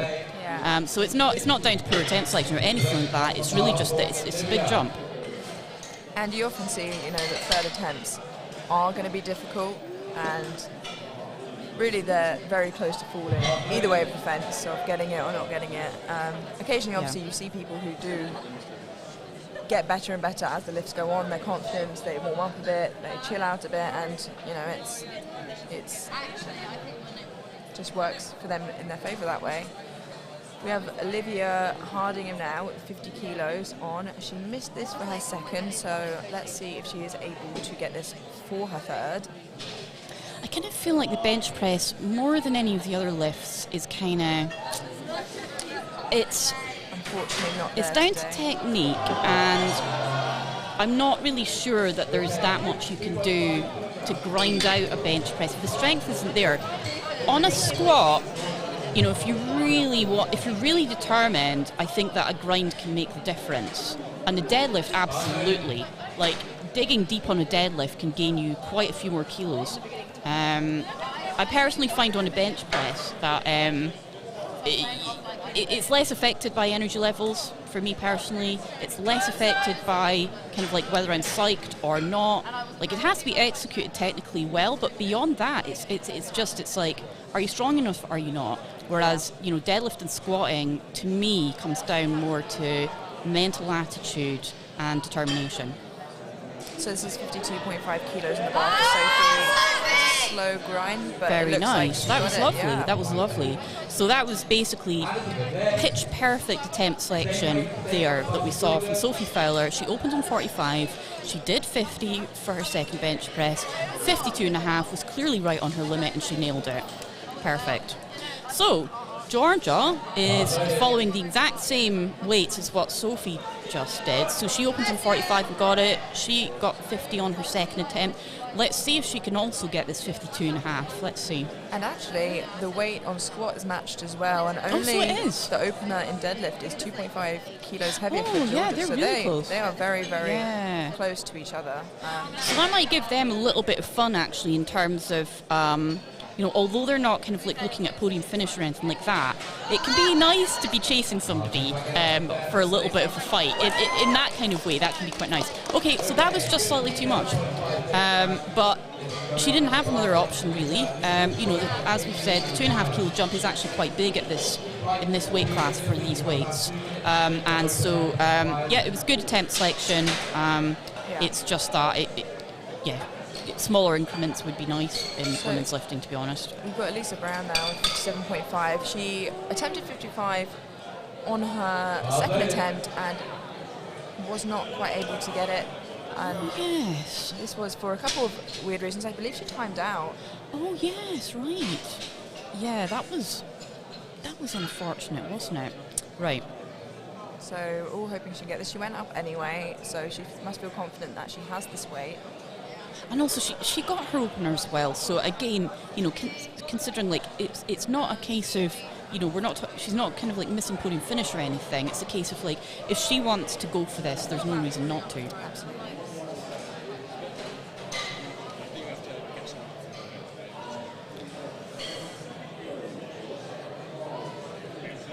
Oh, it was lovely. Yeah, and it moved well.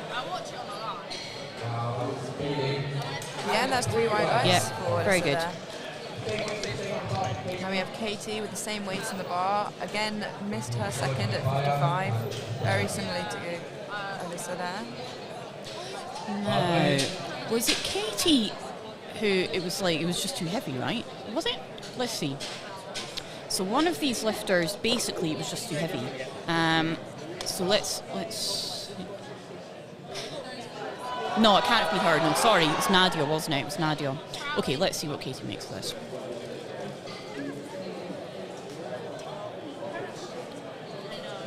So Katie's from Bath University.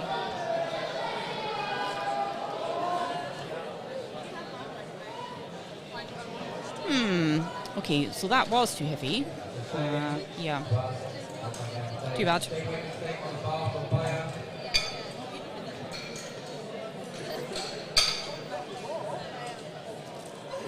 But also, again, because the first and third attempts of the bench press for these middleweight women can often be really quite close, actually. I mean, so, for example, the last couple of lifters, it's only been 5 kilos more that they've had on their third attempt versus their first. It sort of doesn't make a huge amount of difference in terms of the overall total, actually, whether they get all these lifts in. So, like, it's nice if they do, but it doesn't change things as much as if it was, a squat or a deadlift and, like, 10-kilo jumps. Yeah.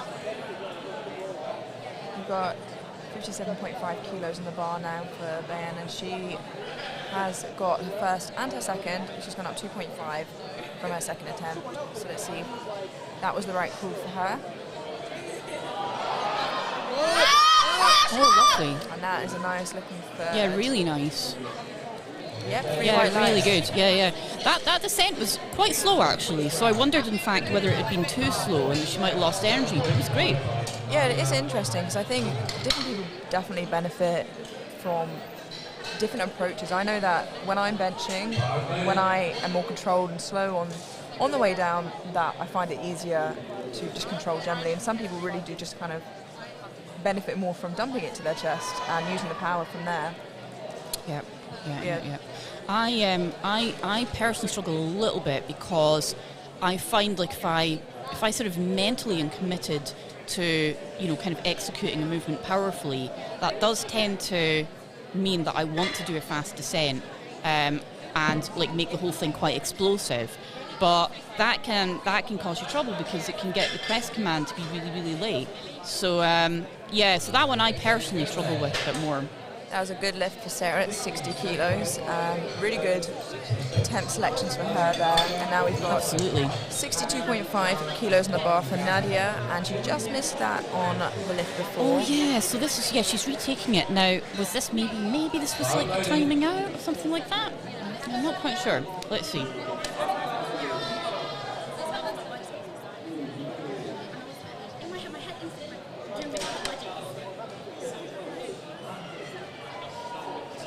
Time on the setup here. So I feel like it's very easy to feel rushed when you're on the platform to speed up your setup, but it's important, you've got a minute, use it if you need it. Absolutely.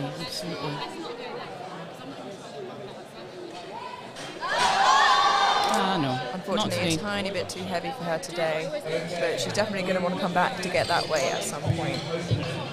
We now have 65 kilos in the bar for Hannah, and that is a 2.5 kilo jump.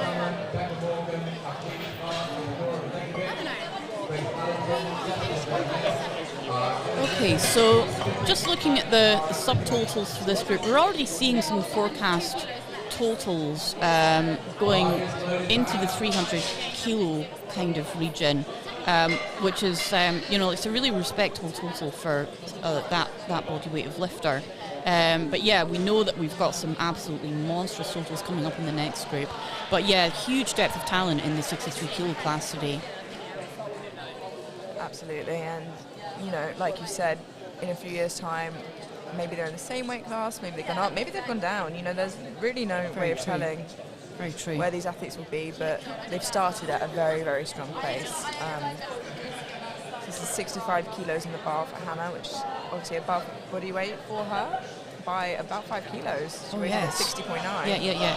That's a big milestone as well. Like for a female lifter, they kind of like getting your body weight bench press is usually something that really takes years of work and is really a substantial achievement. So yeah, congratulations to all of these lifters for hitting that milestone.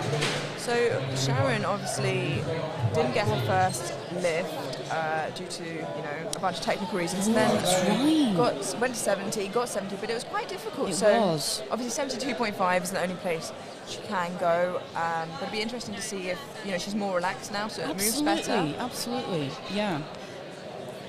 Yeah, I'm definitely interested. So basically, I did not put my money on her getting this. I hope she does, though. I hope she does. So let's see. I want her to get it. Nice and controlled down. Unfortunately, not. No. But, yeah, they're just like, she got her 70. We're like, what else? There wasn't another option. It was basically, like, she could have decided to rest, but as long as she doesn't feel that it tired her too much. The danger can be that a tough bench press can actually really fry your hamstrings, actually. And I've certainly had some situations where I've had a bench press that was sufficiently tough that honestly my hamstrings, I felt them till the end of the competition. Really? Yeah, I felt them on my deadlift. I felt them. So I'm personally cautious on that one. Like, if I do a super hard second attempt on the bench, like ordinarily I would hope it didn't come to that, but if I did super hard second attempt on the bench, unless I thought that 2.5 kilo difference was going to change the placings, I might in fact just choose to take a little bit of a break and get a bit more food and stuff. So we've got Yasmin with her final lift here. She's gone up 2.5 kilos, and that's a whopping 82.5 kilos in the 63 class, Group A as well, which is, absolutely massive. Yeah. So fingers crossed for Yasmin here. She's got a big team in the crowd supporting her from Loughborough. Can she grind this out? Can she get it? Oh, it was close. It was close. Unfortunately, there's a bit of a sticking point there. Yeah. But it was a very, very good try. 80 kilos on the board, though. It was fantastic. Yeah. So we're kind of seeing, like, for a lot of these lifters, we've basically seen this pattern of just, like, whatever they open on, add 5 kilos for the second attempt, and then 2.5 for the third.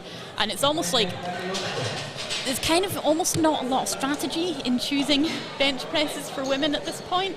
Because it's kind of like that pattern makes sense, so that's just generally what you'll see people do. Yeah, I think it's a case of getting a safe one, moving as safe and high up as possible, and then seeing what you might have for your third. We've got in Group B opening for them, Emily Wilkinson, and that is 55 kilos for her first, and the bar is loaded for her. So, okay, so this is our B group. So basically, this is where we're going to be seeing our top 3 placings is coming out of this group here. And we know we're going to see some absolutely monstrous totals coming out of this group. So already everyone in this Group B has a forecast score of at least 300 already. And that's just based on their opening bench press and deadlift. Yeah. Okay, that looked like a good lift to me. That was 3 white lights. Yeah, and there's still, between third and fourth, what looks like 7.5 kilos in it, which is anybody's game still. Absolutely, to fight for the podium there. We have Nicole coming on to open at 55 kilos also. So it will be very interesting to see, the way that first and second and third projected scores are looking. I don't expect there to be any change in that order. But let's see what happens. Basically, in third place with a projected total of 350, we've got Beatrice Fishwick. In second place with a projected total of 373 is Emily Griffiths. And with a projected total of 397.5 is Tara Piggott in projected first place. So with kind of like more than 20 kilos between each placing, I would say it's unlikely to change. However, it's not out with bounds possibility. It depends if they take big or small jumps on their bench and deadlift, and also whether they miss some lifts. Yeah, absolutely. And that was a really nice opening from Nicole. We've got Becca now. It's definitely interesting as the weight on the bar moves up, seeing maybe what those jumps might look like. Yes. Yeah. But to me, I think for these totals, like a 20 kilo total for me is like, that's the limits of where I'd expect to see a change in the order of the finishing. Do you know what I mean? Yeah. So that was a good lift for Becca. It looked a little bit difficult for an opener, but that could have been down to nerves. There's a lot of things that go into that. So it'll be interesting to see, how she gets on. Yes, absolutely. We've got Kathleen Smart now, again with 57.5 kilos on the bar.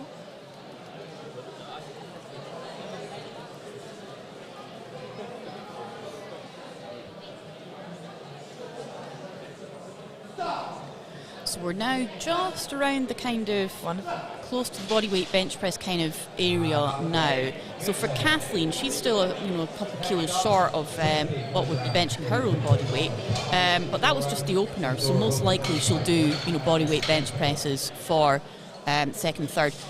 So now though we've got Isidora from Oxford University, and she weighed in quite light at 60.1 kilos today. And she's opening on 60 kilo bench press, which, give or take 100 kilos, is basically her body weight.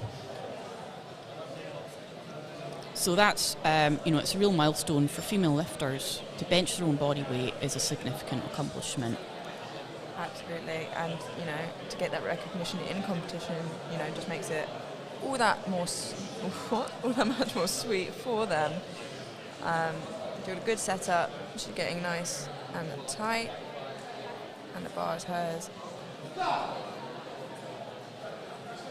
Nice and controlled there.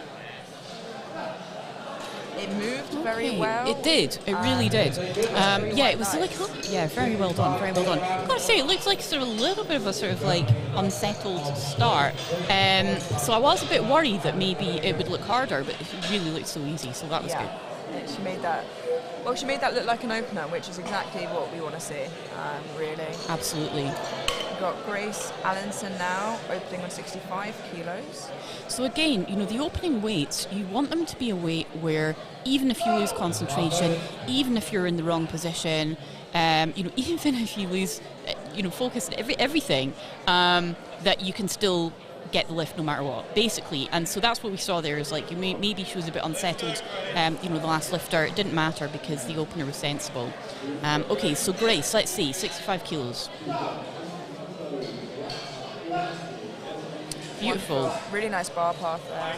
Yes, very nice, wasn't it? And I like that was a fast descent, but it was well controlled. It was very good. Absolutely. You have Jessica Jeremes with a 75 kilo opener. Jessica's currently in fourth. Yes. So this is potentially quite exciting between fourth and third. So at the moment, she's 7.5 kilos behind the projected third place. That would be Beatrice Fishwick. But that is certainly within the limits of what could change through the bench press even, and certainly into the deadlift. But I mean, for example, if Jessica gets her opener and like second and third, but if Beatrice only gets her opener, then already we would see, we would quite possibly see things change around. So let's just see what happens. Yeah, we've already seen, the gap been made a bit larger because of how squats went. So, yes. But, like you said, it's absolutely still there for the taking. Yeah. So for these two lifters, attempt selection is really going to matter. Like good coaching, very good attempt selection is what needs to be done here. So it's quite a long wait until the start command there. But yes. that was lovely. Well. Yeah. So sometimes that can. You've got to be careful as a lifter. If there's some reason why you don't get the start command quickly, sometimes you start to worry. Like I start to worry sometimes, like maybe I didn't hear it, and that can really unsettle you actually. So it's good. It's good that clearly that she wasn't unsettled by that. But I've definitely been in that position myself where it's like I didn't get the start command, and then I'm like, why am I not getting it? Have I not heard it? Am I somehow in the wrong position? And that isn't what you want. Yeah, and this is Emily with a 77.5 kilo opener. Big openers. But you also see sometimes where there are two platforms very near each other, and you might hear the command from the other platform, which is difficult. Completely agree. It's a very easy opener from Emily there. Yeah. So luckily, that was beautifully executed. Such a big weight for a 63 kilo class young lifter. The big 8-0 for Beatrice Fishwick. So she really does need to be keeping an eye out for Jessica Jeremias, who we had earlier. The bench press is going to make all the difference here for the third and fourth placings. Like going into the deadlift, Beatrice really would like to get all three attempts ideally, in order to have some kind of safety in terms of this third position where she's currently sitting. That's bar loaded for Beatrice. 80 kilos is, a massive amount of weight on the bar. Yes, no, it absolutely is. It's almost 20 kilos above her body weight in Yeah. itself. Yeah. So I think she looks to be an example of somebody who, in terms of like her kind of limb lengths and so on and like proportions, just looking at her projected lifts, it does look as though she's probably got shorter arms, to be honest. So I think she's advantage for the bench press, but I think she's disadvantaged on the deadlift, probably for that reason.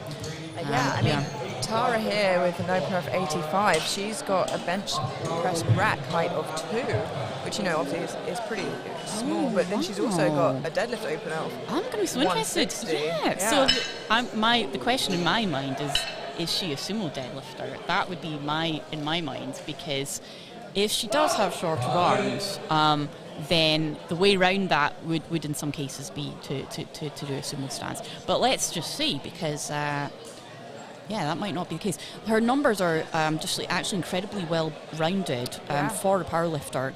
So she finished on 152.5 kilo squat, which is phenomenal. A big bench press, 85 kilo opener. And then a massive 160 kilo deadlift opener. Those are just incredibly well balanced numbers, actually. Oh wow, what a short range of motion! Incredible. Yeah, that was beautiful. And that is 2 to 1. A good lift. Good enough. Yeah. So basically, I think she certainly had a lovely arch. I think her arms are on the shorter side, so I'm awfully intrigued to see what deadlift style she's going to favour. So now we're going to the top for the second attempts of the Group B 63 women, and we have 57.5 kilos on the bar for Nicole Cameron. So this is something I do like about powerlifting, is that really there's kind of no such thing as proportions that actually work ideally for all three lifts. And that kind of can make it rather interesting. I think that makes it interesting as a sport, and it makes it very accessible, because there's really no kind of wrong body shape for powerlifting. Yeah, absolutely. Even I feel like if you tried to make a powerlifting homunculus, you couldn't really, because if it's beneficial in one lift, it might be a disadvantage in the other. Absolutely. And that was a good lift for Nicole's second at 57.5. Yeah, nice. Didn't look like the easiest second attempt, but that doesn't matter, because as we keep saying, she's probably going to go for 2.5 kilos for her third, and doesn't really make any difference really. Yeah. So she's putting on 2.5 kilos for a third attempt. Okay, Becca Morgan. 60 kilos. Very nice A7 singlet. A7 and SBD stands are both here for anybody wanting to kit themselves out or, get some more stash. They are both here selling, as are White Lights Media. You can get all your photo and video packages. And there was downwards movement there. So even if she had got it, she would have been red lighted, if you see what I mean. Yeah. So anyways, the 2.5 kilo step did suggest that was going to be a bit of a tough one. Yeah, she might come back and go for it again. Yeah. I think she did well to reserve energy there where she felt it going down rather than pushing through. Yes. So 60 kg on the bar still for Emily. I always find myself accidentally going into accents. They're not mine, but someone's. You mean like regional accents? No. I don't know. They're probably not from any sort of regional country, but I slip into them. So interesting. Apologies if I can't be understood at times. Oh, that was very nicely executed. There was real there was real drive off the chest there, like real kind of commitment to getting that power off the chest. And it can be alarming sometimes when one arm is almost stronger than the other, and locks out before, because lifters have missed their lift because of that, because they can't just get one arm locked out. They changed the rules a few years ago, because I think it used to be the case that like if you kind of locked out one side before the other, if there was downwards movement on one side, then you could lose the lift for that. It was technical fail. But I think now it's okay to have unevenness as long as they don't see the centre of the bar go down. Yeah, I think you're allowed unevenness as long as there isn't downward movement. Yeah, exactly.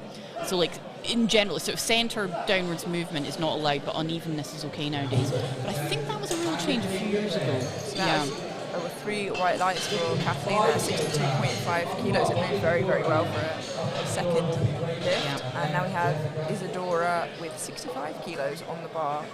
I think generally though, for like unevenness in the bench press, I would say that if lifters have been training in a disciplined manner and like kind of if they haven't been letting themselves away with that kind of thing in training, I would say it's reasonably unusual to see it in competition, like severe asymmetry. Yeah.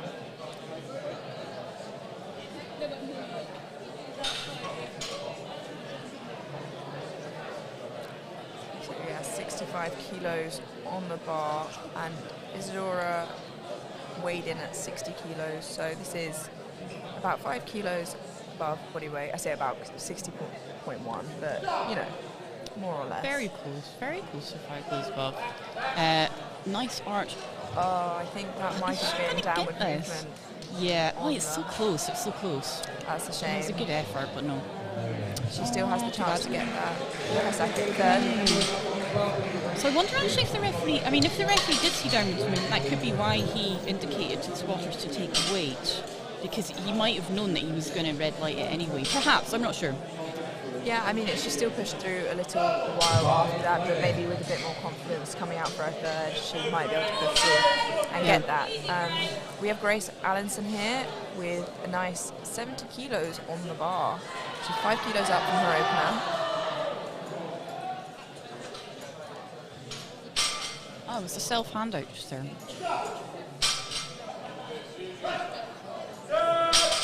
Oh, interesting. So it moved well. It did. I initially thought it was pinned because it was kind of seemed like a delay, and but no, it was beautiful. 3 white lights. Very, very good speed for your second. Yeah. Bodes well. Okay, so now we've got Jessica Jeremias, and she's sitting in 4th, but she's really not that far behind 3rd. So basically, Jessica really wants to get all of her bench press attempts, because if she can, then if things went in her favour and Beatrice made a little slip up, then a podium position could really be in sight for Jessica. So she absolutely needs to nail these bench presses. And she's opening 5 kilos heavier than Beatrice, so we don't know what the jumps look like there, so it still could be Jessica's taking to be on the podium. So she is absolutely, as you point out, Jessica appears to be the stronger deadlifter between Jessica, who's sitting in 4th, and Beatrice, who's sitting in 3rd. And it gives you a strategic advantage. If you're the better deadlifter, you're strategically better positioned if it's close. Body weight, Jessica also has the body weight advantage by 100 kilos. So that's a very interesting fight. I think you mean 100 pounds. I think she'd be in a very different weight class if she was 100 kilos. Oh, sorry, 100 grams, my apologies. Oh, yeah, I said pounds as well. We both 100 grams. Neither of us know measurements, but that was a great lift from Jessica there. Anyway, well done, Jessica. Yes, 3 white lights, that's what she needs. She needs to be getting these. Well done. So basically now, getting the second lift on the board. Okay, so she's trying to add another 2.5 kilos. She's opting for an 82.5 kilo third attempt, Jessica is, when she comes back. That would be very nice for her to have that. Like every couple of kilos she can grab in the bench press is really going to help her out. And Emily's come out here with a 5 kilo jump to 82.5 kilos. followed by Beatrice with 85, and then Tara with a huge 90 kilo second attempt. Wow.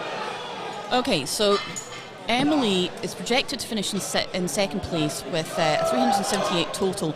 She's really rather comfortably in the middle, actually, of first and third. So honestly, it may not matter greatly as long as she gets some sensible lifts. She doesn't necessarily need them all, and she doesn't have to push herself particularly. I mean, that second attempt moved absolutely beautifully for her as well. Yeah. So the pressure isn't enormously on her, actually. She just needs to kind of keep her head and be sensible. Now, Beatrice, on the other hand, she's got to be worrying about Jessica, who could easily take this podium finish away from her. Absolutely. She's setting up now for an 85 kilo second attempt, which, you know, when you're fighting to be on the podium, every kilo really does matter. And that moved very nicely. Yeah, very good indeed. Yeah, three white lights. Very nice. Now, I don't think that moved fast enough that I'd want to add 5 kilos on for the third. Let's see what she decides, though. We now have Tara with 90 kilos.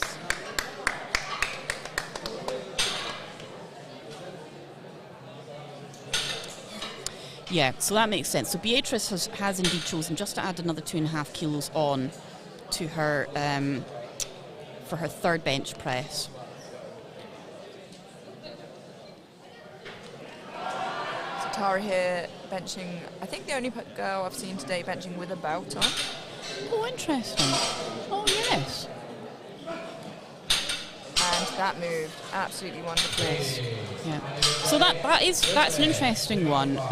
It is very unusual for a raw lifter to want to use a belt on the bench press. I mean, you know, if she feels that she's getting a benefit from it, then absolutely go ahead.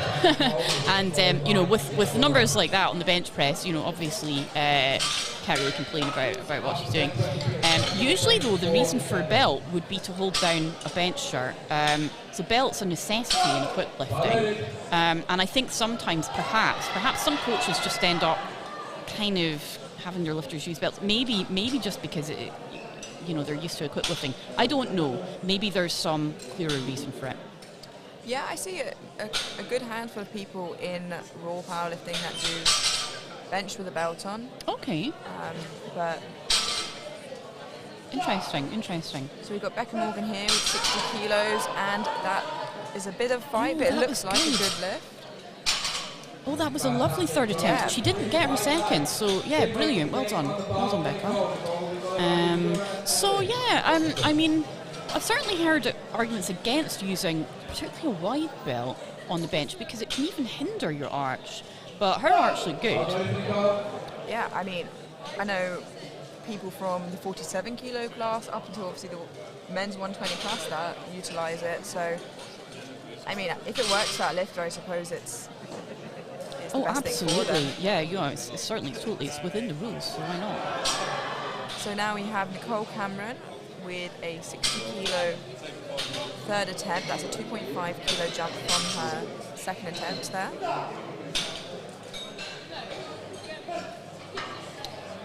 Oh, I think there was some downwards movement. A bit of a stigma. I'm not sure actually. Really? Yeah, oh, okay. No, that's good. Lights. Okay, brilliant. So it slowed down a bit, but there was no actual downwards movement. Oh, that's great. Well done for her. Okay, so actually on this belt question, Amelia, have you tried a belt on benching? I haven't. I'm okay at arching. I'm not going to say I'm good because I know people who are much better. I'm the same. I'm okay. Yeah. I've got a long torso for my height for sure, but I am not a tall person. I'm 5'3", so that takes up a significant amount of my height wearing a belt. So not for me personally. Yeah. What about yourself? I've never actually tried it. I've never tried it. So like perhaps at some point in training I probably should just give it a go. Maybe you'll love it. Yeah, maybe I will. Maybe it's gonna change add your 10 life. kilos to my bench press. That'd be the easiest bench improvement I ever had if that's the case. Belt, who knew? So we've got Isadora here with 65 kilos. She missed this on her second on strength. So let's see. Oh, bouncing. Okay. No, that just all looked kind of... Oh, it just looked kind of unsettled from the start. Didn't matter really, though. I mean, well, okay, I think she'll be disappointed because she only got her opener. Yeah, but, you know, I think it just wasn't there today, unfortunately. I think so. She's put up she put a 125 squat, which is fantastic, and she's still got deadlift, so, you know, definitely worth keeping your head well high. We've got Emily Wilkinson now with 65 kilos still in the bar, another 5 kilo jump here, which she made from her first to her second also.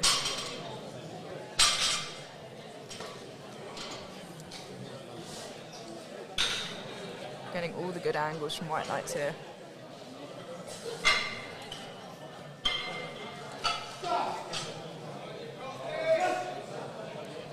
No. Unfortunately, a little bit too much for her today. Yeah. Potentially a 2.5 kilo jump could have been more sensible, but you never know until you know sometimes. Yeah, absolutely. And is that going to affect her placings? No, not really. Probably. Well. So we've got Kathleen Smart now with 67.5 kilos in the bar. This is 10 kilos higher than her first bench, and it's gone up 5 kilos from her second. So let's see what she's got now.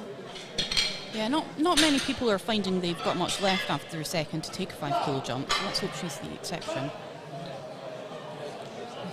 Oh no! Not today.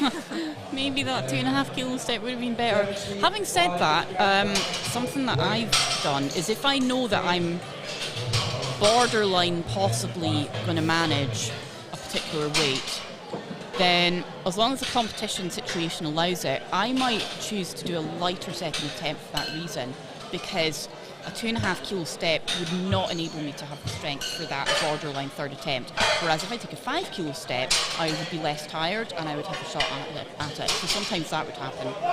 Yeah, I mean, sometimes it gets so technical with numbers and turns into a bit of a maths game. We've got Grace Allenson here with 75 kilos for her final attempt, and some supporters in the crowd for her.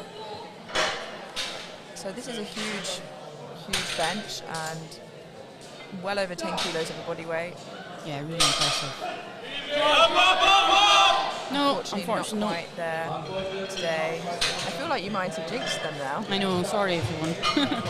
So let's hope you haven't jinxed Jessica, because it really does count for her here. She's gone up 2.5 kilos, which seems sensible. You want to get every kilo you can when you're in this situation. Definitely. Fighting for the podium, and you know, everyone's behind her. Let's see how she gets on. Absolutely. So she's got a chance here. If she gets her third, but Beatrice doesn't, then that would bring the gap down to only 5 kilos. And then it's all down to deadlifts, really. Yes, it is, absolutely. Which we know where Jessica's the better deadlifter. Absolutely, Jessica has the advantage there. So she really could do with this. What's going on here? Whatever's going on, she's going to have to hurry up, because what's happening? She's got 26 seconds left. Have they misloaded it? I think they've reset the clock. It's fine. Yeah. It's not something that she did. So let's hope that hasn't unsettled her. Absolutely. I think you were more stressed than Jessica was just then. I was worried. What's going on? Yeah. No, she obviously, clearly she wasn't worried, because she knew that it wasn't her. It is quite stressful though, you know, when you get stopped and you've set your wrist wraps and you're cutting off the circulation, and you kind of just want to get them off. Absolutely. So I do at least. She needs to just put herself back in the mindset. Yeah, she still seems calm. She seems determined to get this, and you know, I hope that didn't affect her. You know, the spotters and loaders are doing it all day, so it's difficult to kind of keep that focus there 100% of the time. It's very hard. You know, they've got people's safeties in their hand, and they're working the numbers. So nice high ribs from Jessica here, we've seen across all of the lifts. She's going to have to be a little bit speedy here, actually, because there's only 8 seconds left on the clock. She needs to get set up and get that start command. Okay, she got it just in time. With 2 seconds left on the clock, she got the start command. She's grinding it through, and that seems good. She just got it in time. Did she get it? Well done. Okay, that was bit of drama. Yeah, hectic there, but Yeah, great. So she needed that. She clenching my absolutely fists needed stress there. I've had an athlete before who got the squat command on 1 second. And he got the squat, well done to him. I don't think he even noticed. Probably he didn't know it was in second. Yeah. But I definitely did notice. Oh my, yeah. I've nearly done that on my deadlifts. So we've got 85 kilos on the bar here for Emily. And this is a 2.5 kilo jump. Followed by Beatrice to 87.5, another 2.5 kilo jump. Emily's have been moving very, very well. Absolutely perfect third attempt. Very, very good. Yeah, that was so good. I did pause speaking there because I was like, I hope I didn't jinx her by saying how well her benches have been going, but luckily she did get that.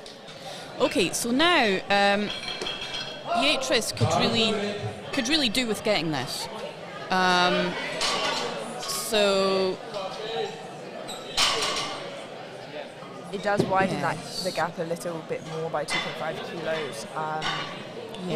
It makes it tight. It's not the end of the world if she doesn't, but it will definitely make her feel calmer for deadlifts if she does get it, knowing that gap is a little bit bigger.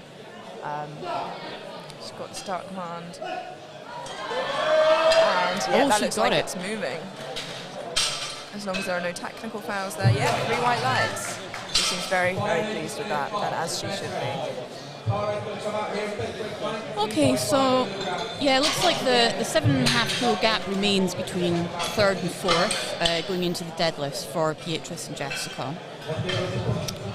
That's another 2.5 kilo jump to 92.5 kilos, which is just absolutely massive. Wow, so this is, if she gets this, that will take her projected total already over the 400 kilo mark. It would take her to 405 before she's even done her deadlifts. So I mean, that's taking the opening deadlift into account. Yeah, which, her opening deadlift is 160, which is, again, massive. Yeah, absolutely.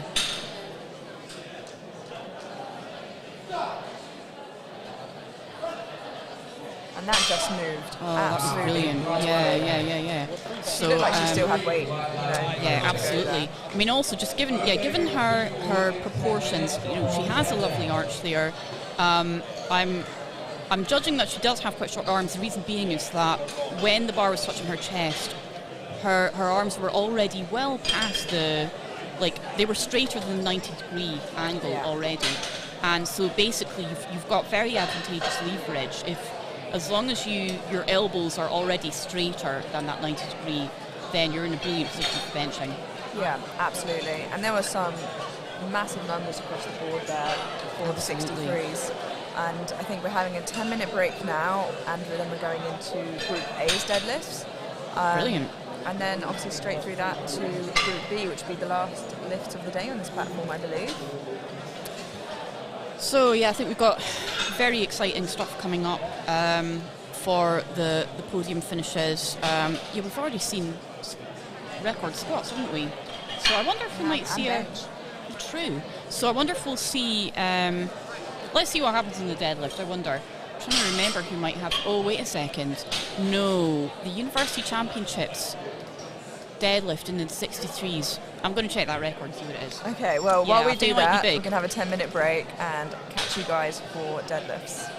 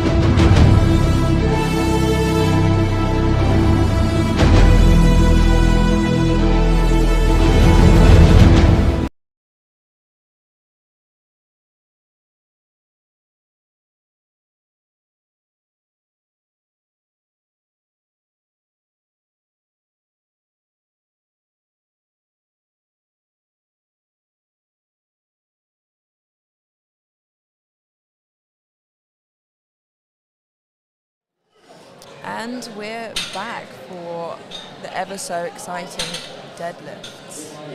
Yep, it's the final sessions for the 63 kilo class, starting with the Group A lifters. So we're going to get our top three places are going to be in Group B, which will come later, probably in about half an hour. But Katie White is opening on 107.5 first of all. Yeah, everyone opening above 100 kilos, which is fantastic to see. Yep, so that was nice and easy. That's good. We now have Olivia Hardingham, who is opening on 110 kilos.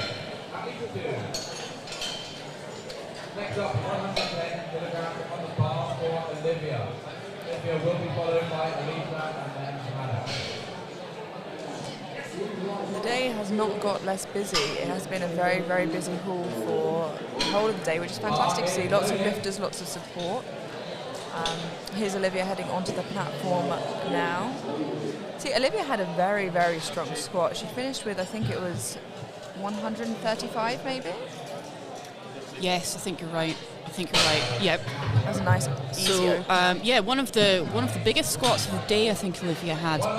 So I think she's definitely, sort of a squat specialist in terms of squatting and deadlifting. So I'm the other way around. Squatting is not good times for me really. Deadlifting is better. I'm much better at the bits in between lifting where you just sit down and eat some food. That part I'm also much better at, and that's why I'm a powerlifter. Yeah. So we've got Elisa Brown now with 112.5 kilos on the bar for her opener.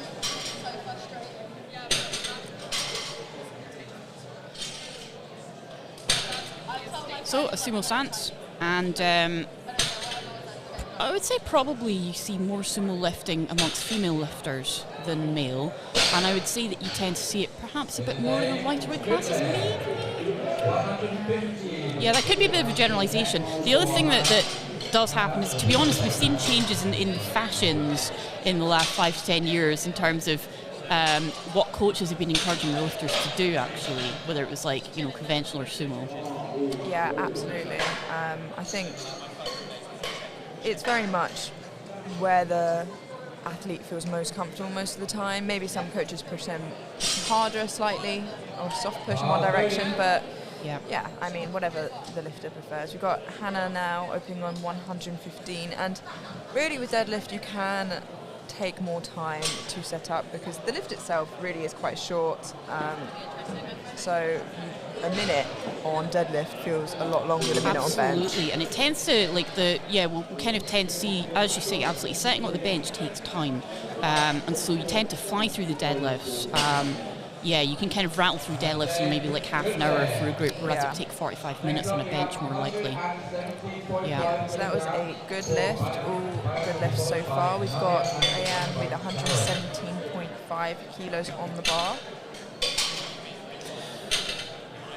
So I had a little bit of a check at the university records, and actually, those records are all dating back quite a few years now, and I think basically because of the pandemic, of course, has got in the way of things. But yeah, we've got. I'll just get them out. And that seems like a good fast opener. Let's see what the referees have to say. The TV just has momentarily stopped working to show the lights. It's got a little technical issue, so I think. I believe it was a good lift. Yep, it was a good lift, and she's made quite a tremendous jump for her second to 130 actually. Oh yeah, that's a reasonable jump actually at those kind of weights. Yeah. So we got Nadia now with 117.5 kilo opener. Again, kind of this hybrid kind of stance that we're seeing, where it's a kind of a wide conventional. Yeah, it's interesting that. Yeah, I'm not sure what the reason is. I mean, sort of. Conventionally, I would say conventional wisdom would suggest that actually if you're going to have your feet out a bit, you may as well put your hands between your feet to improve the distances. But it wasn't very wide, so I mean the disadvantage is perhaps not great at that point. Again, it's also like we keep saying about leverages, especially when it comes to lifts like deadlifts. We've got 120 kilos on the bar for Sharon. Does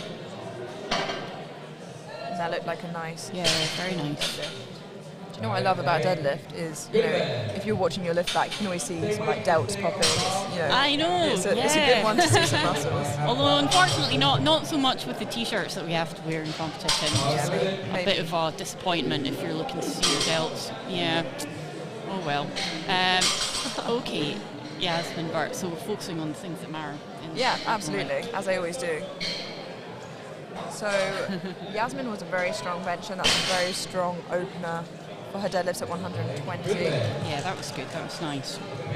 So yeah, just looking back at the university records, for the 63 kilo class, actually the bench press record and the deadlift and the total record haven't actually changed since 2017. Oh wow! But they have now. With Holly Johnson and Stephanie Pike. Yeah. So also Victoria Hammond took the squat record back in 2019 with 145 kilos, but that fell today. So we saw that record was taken by Tara Piggott, wasn't it? In Group B. So basically the Group B lifters have been taking some of these records. The total record, we'll see that fall. Basically, once the deadlifts Group B gets into Group B deadlifts, we'll see some records falling there. That was a good lift for Amber. It moved very, very well. We now have following Sophie Fowler with 122.5 kilos loaded on the bar for her first lift. And here she comes. The lovely mint green belt.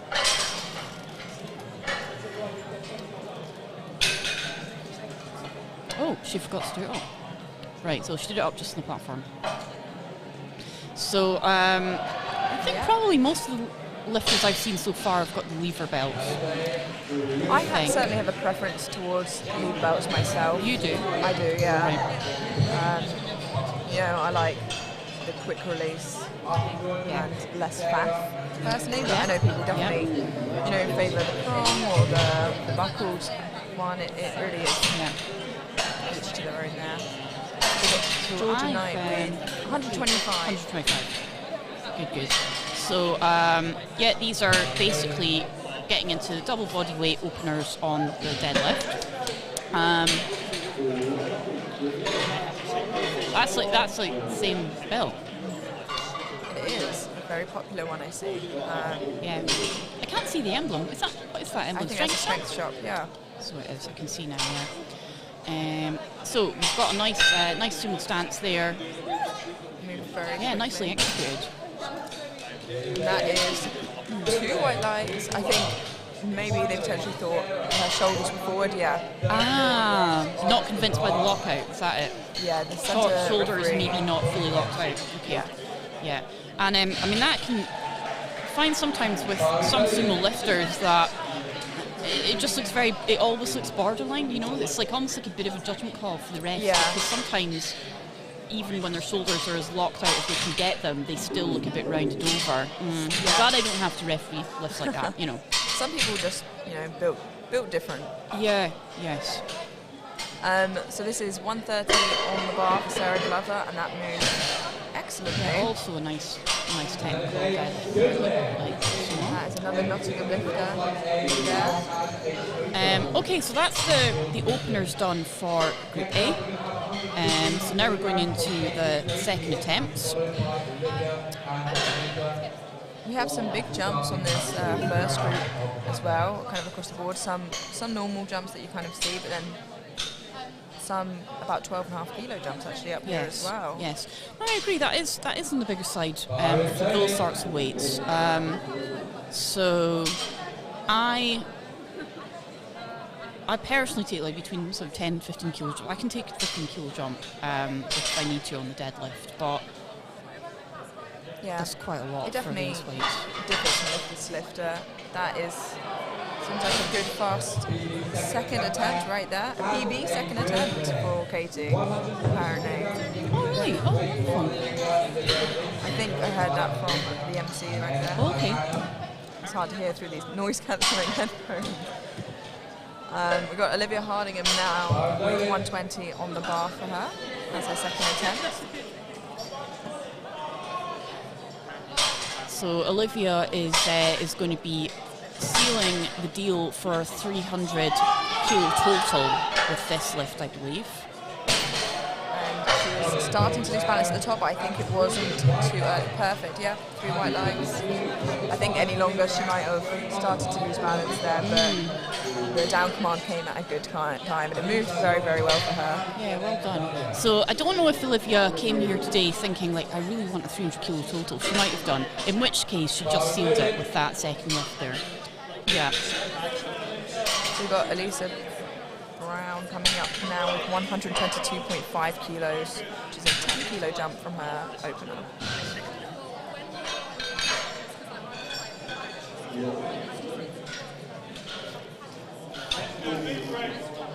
She's nice and set up, and that moved very well, and that is yeah, it's good 2 to 1.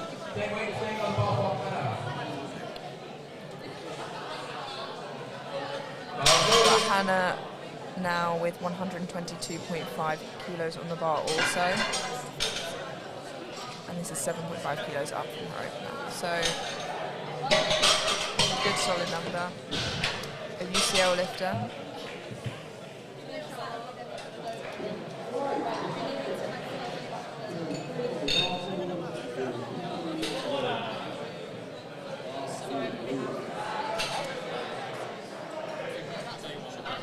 So that was nice. I liked. So she took her time about the setup, but the thing that I liked was that once she was in position, she didn't waste any time about actually commencing the lift, which is really important actually, because once you have been into position for the conventional deadlift, you basically need to commence the lift almost right away. Otherwise, you'll find that you lose like the stretch shortening kind of situation, and you'll find that basically you'll get a bit more strength if you just get into position and lift it right away. You don't want to hang around in that bottom position. We have Nadia now with 125 kilos on the bar for her second attempt, and here she comes now, walking on with purpose. eyes are locked on that bar. She is 100% focused on the task at hand. So this is again, this is like slightly wider foot position that we've seen for a couple of lifters. I think also she is one of the taller girls in the class, so that could play into it. That is a very good second attempt though, and just 3 white lights.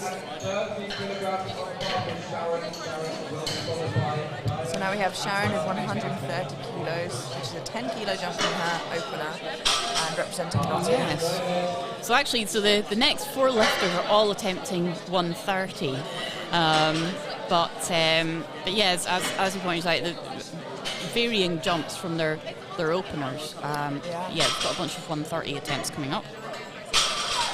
Sharon first up to try her hand at 130. It was a nice, consistently moving deadlift there. Yeah, good. 3 white lights and a big smile, which is lovely. So Amelia, remind me, do you like deadlifting or not so much? Like in terms of like squatting, benching, deadlifting? Yeah, I mean, I don't think I dislike any of the lifts too much. I do enjoy deadlifting. I have a bad hand at the moment, so I can't currently, but I do like it. It's very different. All the lifts are so different, it keeps it quite interesting. We've got Bayan here with 130 kilos on the bar, and that's a jump from 117.5. Fairly wide in the stance. Oh, a little bit of a shaky lockout, but hopefully it won't matter. That's 3 white lights. Yeah, 3 white lights, it's fine. How do you feel about deadlifting? So it's my best lift, but it's quite hard. Yeah. So so I guess maybe in a sense bench is my favourite lift because I'm not rubbish at it, and also it's not as hard as deadlifting. Squatting is just simply unpleasant. I don't know why. Absolutely. So we've got Anne Butterfield here, still with 130 kilos, and that is a 7.5 kilo jump from her opener.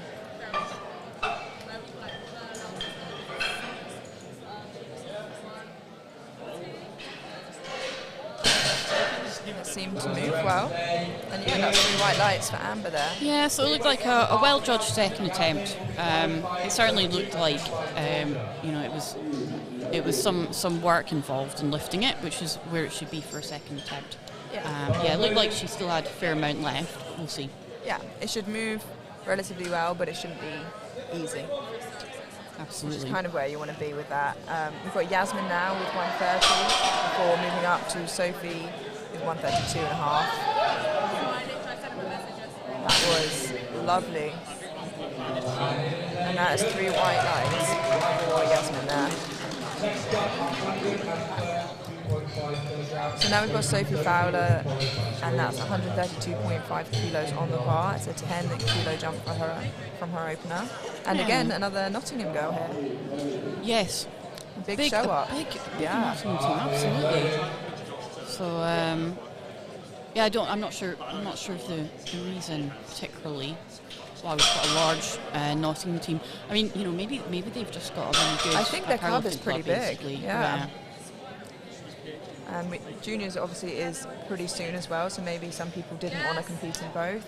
Yes. That was a nice lift from Sophie, and 3 white lights. Good. So we've got Georgia Knight now with 137.5 kilos, and then followed by Sarah Glover with 137.5, and then we'll be moving on to Group A's final deadlift. So quite a few of these lifters are around 300 kilo total, kind of like there or thereabouts. So, in a few cases, I wonder whether they were hoping to get that 300 kilo total today, and are maybe choosing their deadlifts slightly with that in mind. We'll see. I think there will be a big group of them today from the 63s as a whole who will achieve way over that 300 mark. Absolutely. And to even get close, to be honest, is a huge feat, and they should all be very impressed with what they brought today. Great day of lifting to start off BUCS. Yeah, it's going to be exciting to see whether some of the lifters we're seeing today are we going to see them, develop on a national and international level for the next few years? It's hard to say. So, I mean, with these young lifters, unfortunately, she didn't get that. She does have lovely long arms, though. She looks like she is well built for deadlifting. Although, it didn't look like too much of a strength issue. It looked a little hard, but I feel like if she needed to take that again, she might be able to.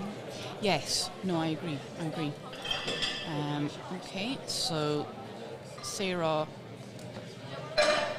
taking her time to set up sumo stance.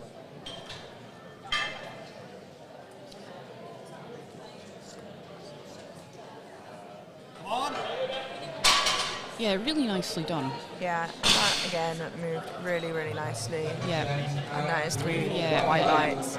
So she's somebody that looks very assured with sumo technique. In terms of the execution. So, it'd be interesting to see. So basically, lifters of this kind of age, I mean, I can well imagine, once they graduate, depending on what job they do, some of them perhaps, they might end up marrying perhaps around this age, maybe slightly older. Their lives can change a lot between now and maybe 3 to 5 years from now. And so many talented lifters may simply fall by the wayside. And furthermore, like if they move away from a university powerlifting club where all their friends are, and then they move somewhere to a gym where they don't know anyone and stuff, you can have some really talented lifters who just don't have the hunger to continue, to be honest. Absolutely. So some of these people we may well though see their names in years to come, and that probably if they actually are determined enough, Yeah, absolutely, and it will be really interesting to follow the journey and see. We're back at the top of the group now for their final lifts of the day.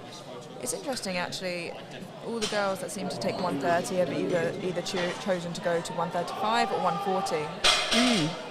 That was a good lift for Katie. Let's see what the referee say. Yeah, that's 3 white lights. Oh, great stuff. Yeah, so it's a long day. It's a long day of lifting. So in this I'm always kind of mixed feelings. Like if you're lifting in the afternoon, then if you have had to cut to make weight, then actually that can be harder because you have to wait even longer before weigh-in, and it can make for a long and tiring day. So I don't know how many of these lifters did have to cut a bit to make weight. There's a few people who are quite close to the 63 kilo mark actually. So for them, it can be quite a long and tiring day. You can be quite depleted by the time you finally weigh in if you're an afternoon session lifter. Absolutely. So it's such a relief to get the third deadlift done. Yeah, they're just pushing the bottle down now for Olivia with 127.5 kilos. So we saw some phenomenal squatting from Olivia earlier. In fact, she's one of these unusual lifters where her squat is basically on a par with her deadlift, actually, wasn't it? Wasn't Olivia squatting about 125 or 130? I think Olivia's final squat was 135 in the end, which is absolutely insane. That's like you'll find lifters who kind of are at extremes sometimes in terms of one lift that they're really strong at versus the others. So for her, clearly the squat is the one she favours. Yeah. So we've got Alyssa Brown now with a 130 attempt for her final deadlift, and that's a 7.5 kilo jump from her second. She's from Durham. Haven't seen many Durham students here today. No, indeed.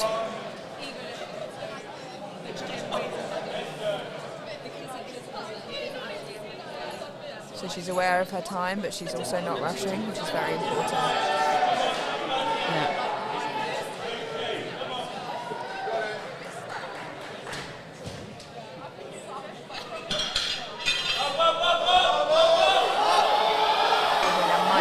All kinds of awkward. Oh gosh. And you see, that's where I really would have liked to have seen the platform crew looking out for that kind of thing, actually, Yeah. But, because where that deadlift lever thing is, this red thing that they're using to, Yeah, the jack. That could have been, could have hit her head on that, anyway. Yeah, I'm not sure, where she was looking afterwards. Oh my, sorry. So we've got a bit of Technical got a issue bit of there. drama in the screen at the back. Yeah, it seems to be falling I think over. a lot of people think that's more secured than it is, so people try to lean on it a lot of the time. Okay. Oh, I see. But actually, Right. but you know, all is good. We just move that ladder there. You know, with these live shows, there are always risks of things like this happening. And it still is leaning a bit, but it gives Hannah those crucial extra minutes to, you know, get ready for a 1:30 final lift. So let's have a look at the scoreboard as it is now. So Hannah's going in for a 1:30 final attempt for her deadlift, and that's a 7.5 kilo jump, followed by Nadia with 1:30 also, and then Amber Butterfield with 1:35.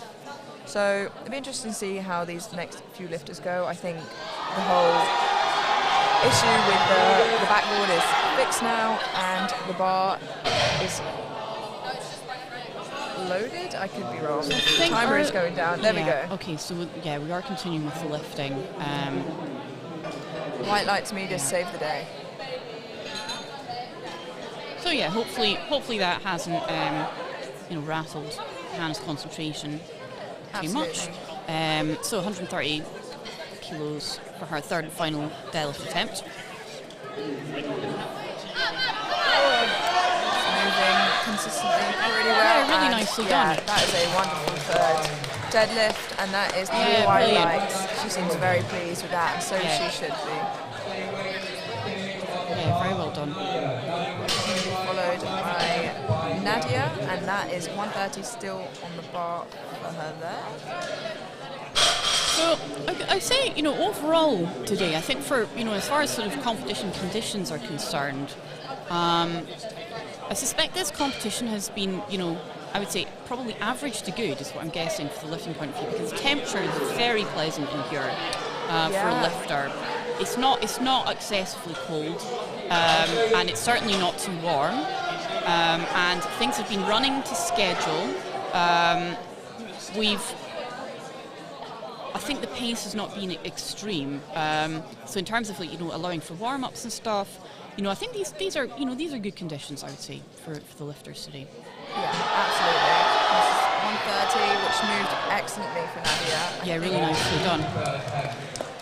3 white lights. These third attempts are going maybe very, very well. We have They are doing well. Amber with 135 now, followed by Yasmin with the same weight, and then a group of lifters with 140. I'm not sure if there was a term for a name of a group of lifters, like a merger of I know crows, what you mean, yeah, I don't know. A flock of lifters. a weight of lifters. I don't know. There are lots of them. I'm open to suggestions there. So we have Amber coming on for 135 kilos now for her final lift of the day. As you can hear, again, the Nottingham support is very strong. There's lots of them.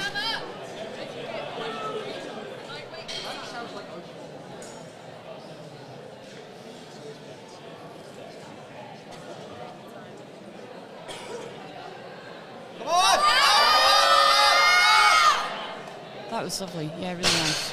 Yeah. Yeah, It was a very good call for her. Oh, brilliant! Yeah, Quite yeah. nice. So yeah, I hope she's proud of that. She should be. It's if you haven't lifted something very, very heavy yourself, then it's really hard to understand just how much conscious effort is needed. It's not just strength; it's down to determination for a deadlift. Very much down to determination. It's very hard to convince your body and mind to do this, to be honest. So it's particularly the third deadlift, you know how hard it's going to be. You know it. And again, that moved Beautiful. very nicely. And it seems like that will be 3 white lights. Yeah, very good, very good. So I guess, at the moment, these lifters, they might be, in some cases, they're probably going for PBs. Quite a lot of them are going for PBs, either on their deadlift or on their total. They're probably looking for team points. The coaches might have that in mind also for the attempt selection, as well as also just getting used to making the right attempts, getting used to getting ideally 9 for 9. 9 lifts out of 9 is what you want, and you also ideally don't want to get any red lights actually. So all of these things are things that lifters can be working on and honing the craft, the competition craft. So that's all. Those are all like, really important things. So we have Sharon here who's trying for 140 kilos. So she's made consistent 10 kilo jumps from 120 to 130, now 140. So let's see. She has this. Oh, lovely. Oh, that was a great lift. It wasn't easy, but it was good. No, it was not easy. Well earned. Yeah, that was beautiful. Really good. Huge smile on her face, and as she should. Yeah.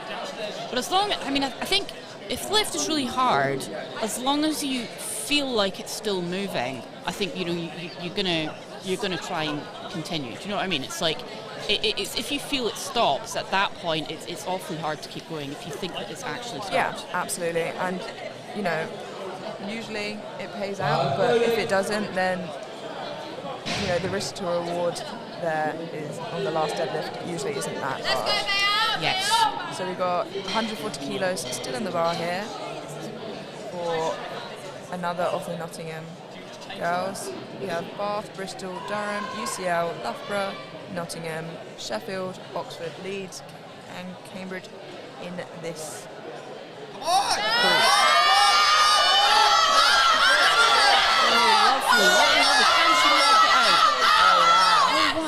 Yes, hold on. I was worried her grip might go there. I was worried too. Yeah.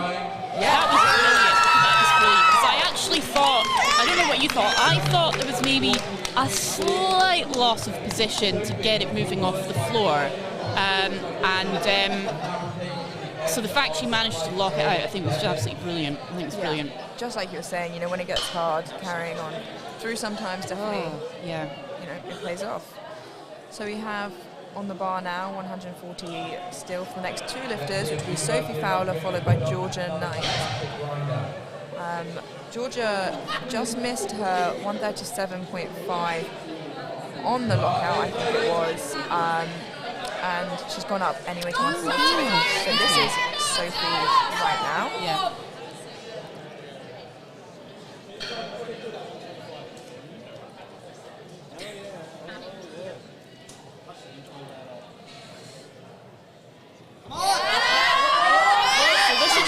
Over that 300 kilo mark for total actually as well. Yeah. Brilliant. Yeah. Fantastic. So Sophie just finished on 302.5 kilo total there. So Georgia Knight is, if she gets this, then that will actually get her a 300 kilo total. Right now she's sitting at 285 actually, and that's because she only got her opener so far on the board for the deadlifts. And then, she had a bit of an issue on the second deadlift. So, this one, be awfully nice. It'd be awfully nice to walk off with this, really. I'm sorry. I hope she gets it. And she, this might be what she came here today for. Absolutely. 300 kg total. Absolutely. Yeah, that's very much the sort of thing that I would be wanting.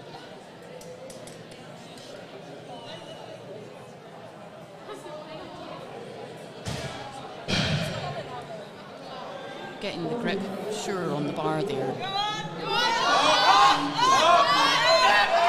that looks like it could have been a good that out. Let's see.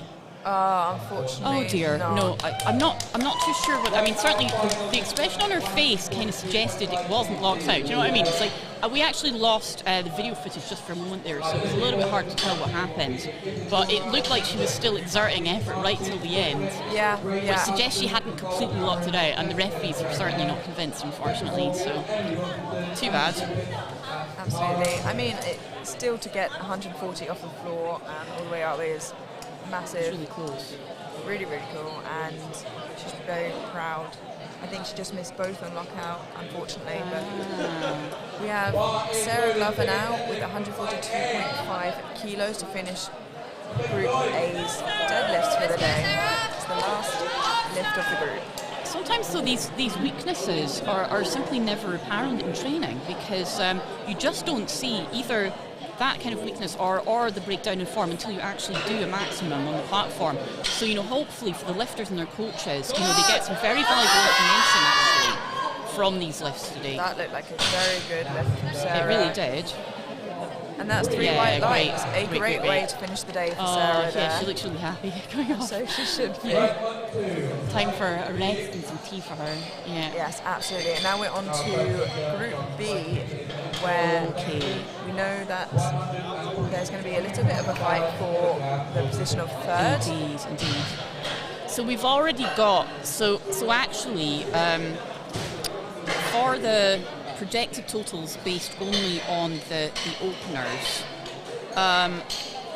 we've already, if Tara Piggott basically gets her opening deadlift, she'll actually take the total record for the 63s British University, which stands at 387.5 kilos, and that was Holly Johnson back in 2017. So Tara Piggott is already on target for her 405 kilo total if she just gets her opener. So yeah, we expect the total record to be broken. So we've got Isadora here with an opener of 122.5 kilos, and that looked like a strong lockout there, yeah. Now 130 kilos on the bar for Kathleen Smart. So what I don't think we're going to see, I don't think we're going to see the deadlift record fall. The deadlift record is Stephanie Pike's deadlift record from 2017 of 187.5 kilos. So Stephanie Pike was a phenomenal deadlifter. She actually, if I remember rightly, not long after that, she won the All Englands with a 195 kilo deadlift, which actually she had to set a new British record to basically win that championship. So it was great to watch. Yeah, well, that was a very quick opener from Kathleen there. So yeah, so Stephanie Pike, very strong deadlifter, and Tara Piggott's opening on 160. I doubt that she can reach 187.5. Yeah, but weird things have definitely happened, and the jumps she could be taking might be quite big. So I guess it's worth seeing. Yeah, well, the other thing is that she'll be in a very good position to attempt it, because I don't think she'll need her she won't need her third deadlift to secure the win. So basically, her third deadlift, she can do whatever she likes, is most likely what's going to happen. Here we've got Beatrice Bishwick, 132, who is fighting to keep her third position there. Absolutely. Where Jessica has a stronger deadlift. But, the gap is still there. But I think they both need all of their deadlifts for it to go Very up. much so. And also Beatrice does not have the body weight advantage versus Jessica Germain. It's very close. Yes, it is very close. There's 100 grams in it, in the body weight. So we've got Grace Allenson now with 135 kilos on the bar. Some very cool shoes. Yeah, Metcons perhaps? Yeah. They're not heeled, are they? Is it just how the soles are made to look? I don't know. Yeah. So that was a good lift from Grace there. Now we have Nicole with 137.5 kilos on the bar for her opener.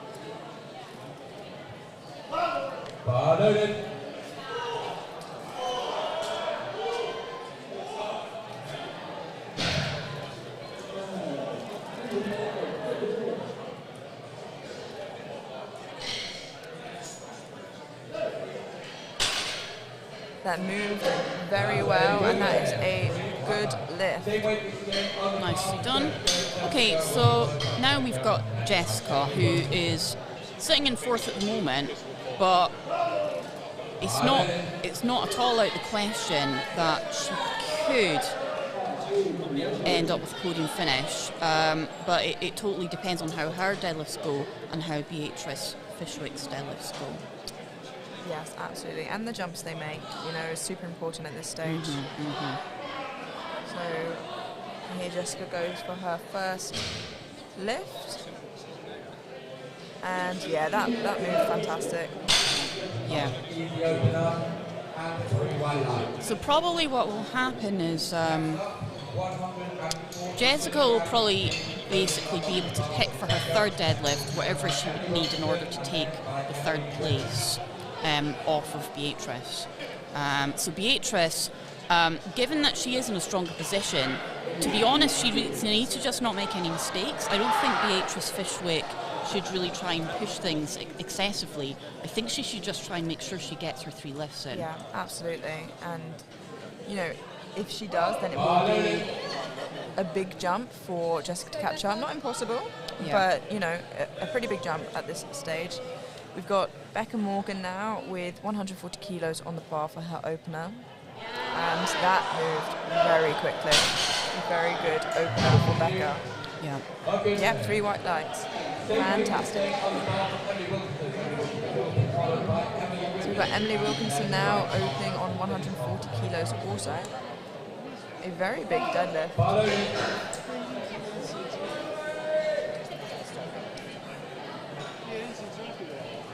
So it appears that deadlift might be her preferred lift.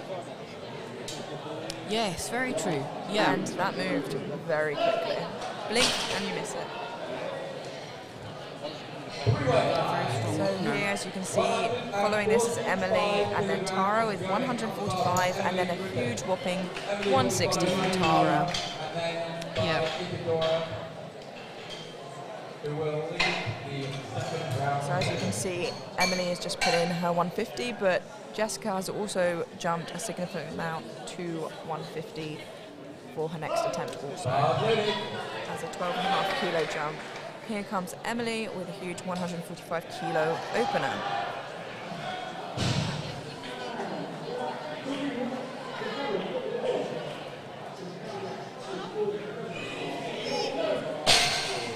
And that was a good lift.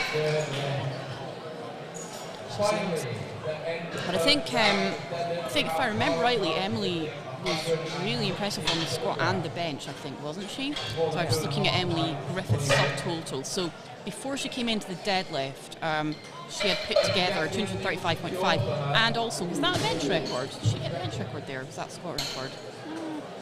I think that might have been the squat record for her there. Right. We've got Tara Piggott now with 160 opener. So, yeah, let's see. Okay, so as I said, based on her bench press, I did think she was going to favour sumo, but we've had lots of sumo lifters today. But yeah, she's obviously a sumo lifter. And that oh my was goodness, that was so yeah, that was so easy. Yeah, that looked brilliant. Okay, so now I am interested. Are we going to see the 187.5 kilo deadlift record possibly fall today? Let's see. So based on what Tara puts in for her second attempt, we might have an idea of whether she's thinking about that. And we're just waiting for that to come in now. 170. Okay, so she's kept it reasonably conservative, actually. But again, these numbers for deadlifts can change. Not for the second one. But for the third. The third it can, yes. That would be, it wouldn't be out of the question for someone to do, it would be rare for someone to do like a 17.5 kilo jump between second and third deadlift, but on that kind of weight, on 170 kilos, it's not impossible. So let's just see what she does. Right. So Isadora here with 132.5 kilos, and that moved very, very well. And that is good. 3 white lights. Very quick for a second. Yes, it was. It was good. It was still 10 kilos up from her opener though, so you know, it seems like she's got a lot of energy left in the tank after a long day. Yeah.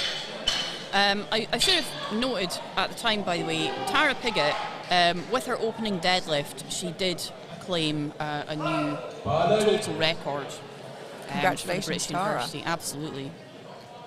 So we've got Kathleen Smart now with 142.5 kilos on the bar for her second attempt. Already massive numbers for, you know, only the second attempts. Absolutely. And that is a good lift. We've got Beatrice now with the same number on the bar.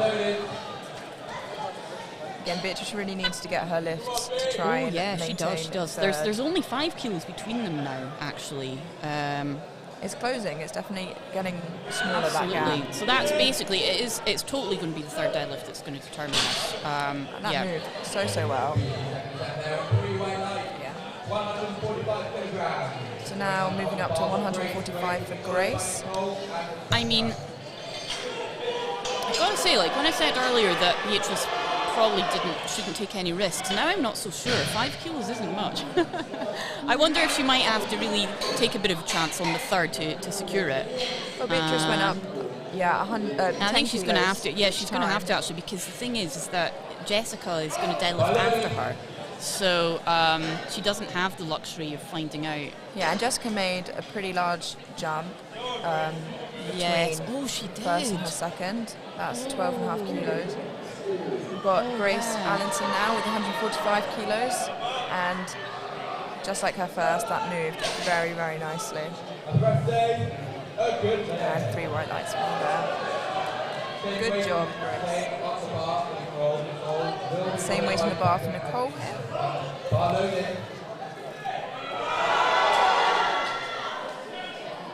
So Nicole is, she's currently in a projected 6th place finish here. She's 10 kilos below 5th currently. Ah, yeah. So, yeah, it's not impossible that she might jump up a place depending on how things go in the second and third deadlift. And that was a good lift for her second. We've got Becca Morgan jumping to the bar. Grace put a huge jump into 160 there for her third lift. Oh, wow. So she did. I don't know if that was a Is that going to get her like placeholder some sort of... I'm not sure, yeah, I'm not sure. But you know, that is a big jump, and It you is know, a very I'm looking big forward jump. to seeing Yes. you know, if she does that. We've got Becca Morgan now with 150 kilos on the bar. That's 330 pounds.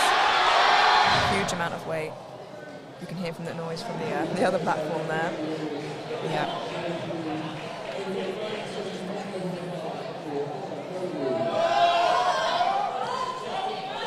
And Nicely done. Okay, I think she put it down before the command, right? I think, you know, you never want to seem disappointed when you put it down. Always seem confident until they give you the reds. You know, just if they're going one way or the other, if you look confident, they might go, oh, okay.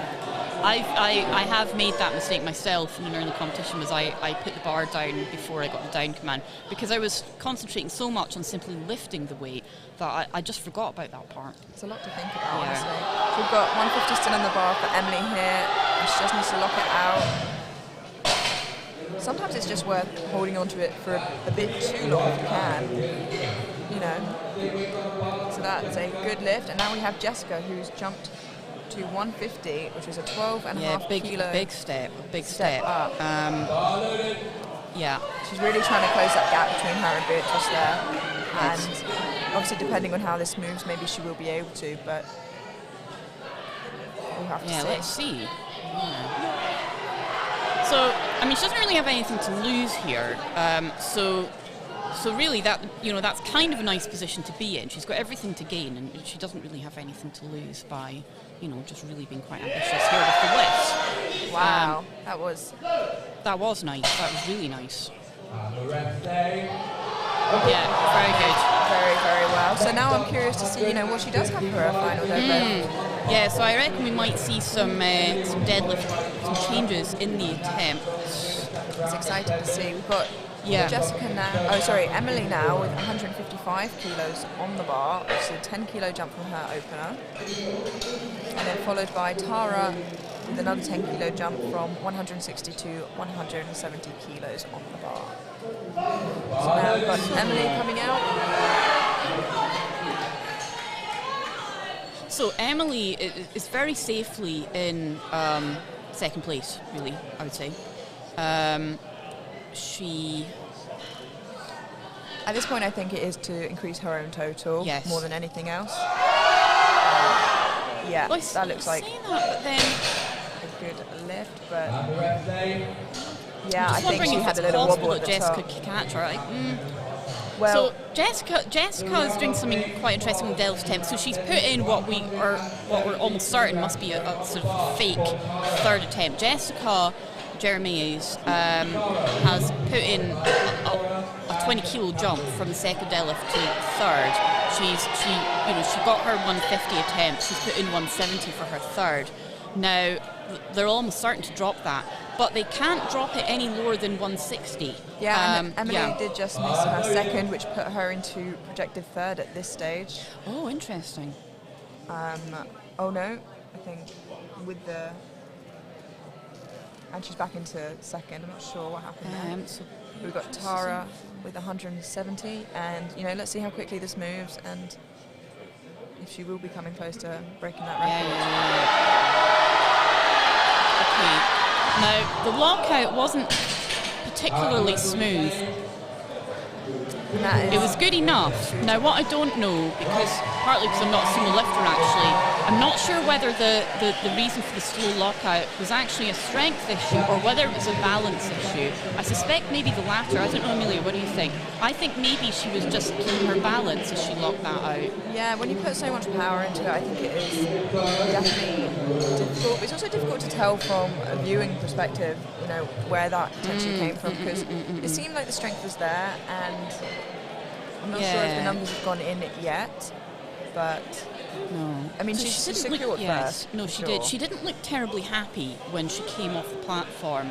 So it could be that they were hoping it was going to move a bit faster, and if it did, maybe they were going to shoot for the record. Yeah, they're not. They're going for 175, which still is absolutely massive. That's 3 reds, I believe. Oh, is it the magic number? Yeah. Okay, so this is another one of these powerlifting numbers that we always like. It's like with the collars in competition. Yeah, you're quite right. That would be the magic 3 red plates would be 175. And Isadora seemed happy with that, and she looked for the 3 whites, and it is slipping off the platform. Fantastic. We've got Kathleen Smart with 150. That's a 7.5 kilo jump for her final attempt. So we've got, so Beatrice has now been nominally pushed into 4th position by Jessica Germain, but really that's a little bit deceptive at the moment. So basically Beatrice was sitting in 3rd and Jessica was chasing from 4th, right? But Jessica has put in this 20 kilo jump between the 2nd deadlift and 3rd deadlift, and I don't think any of us think that she's actually going to do that. I think they're going to drop that 170 down. Yeah, there seem to be some discussions going on the platform right now, which I'm not too sure what that's about. The coach just came out and a couple of refs spoke to the TC, but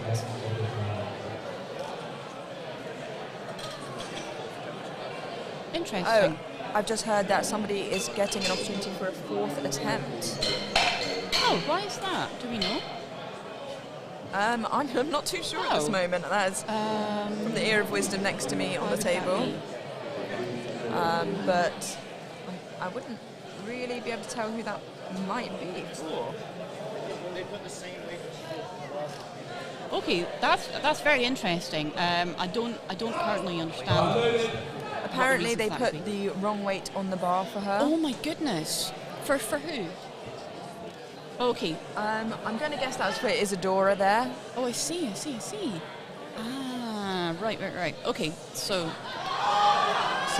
Kathleen Smart with the 150 deadlift. It moved okay. Was the lockout good? Yes. That is 3 white lights. A big hug to her coach. That's lovely to see. Her coach as well, Melina, absolutely great lifter herself. Very, very strong. Okay. We have Nicole Cameron with 150 to lift.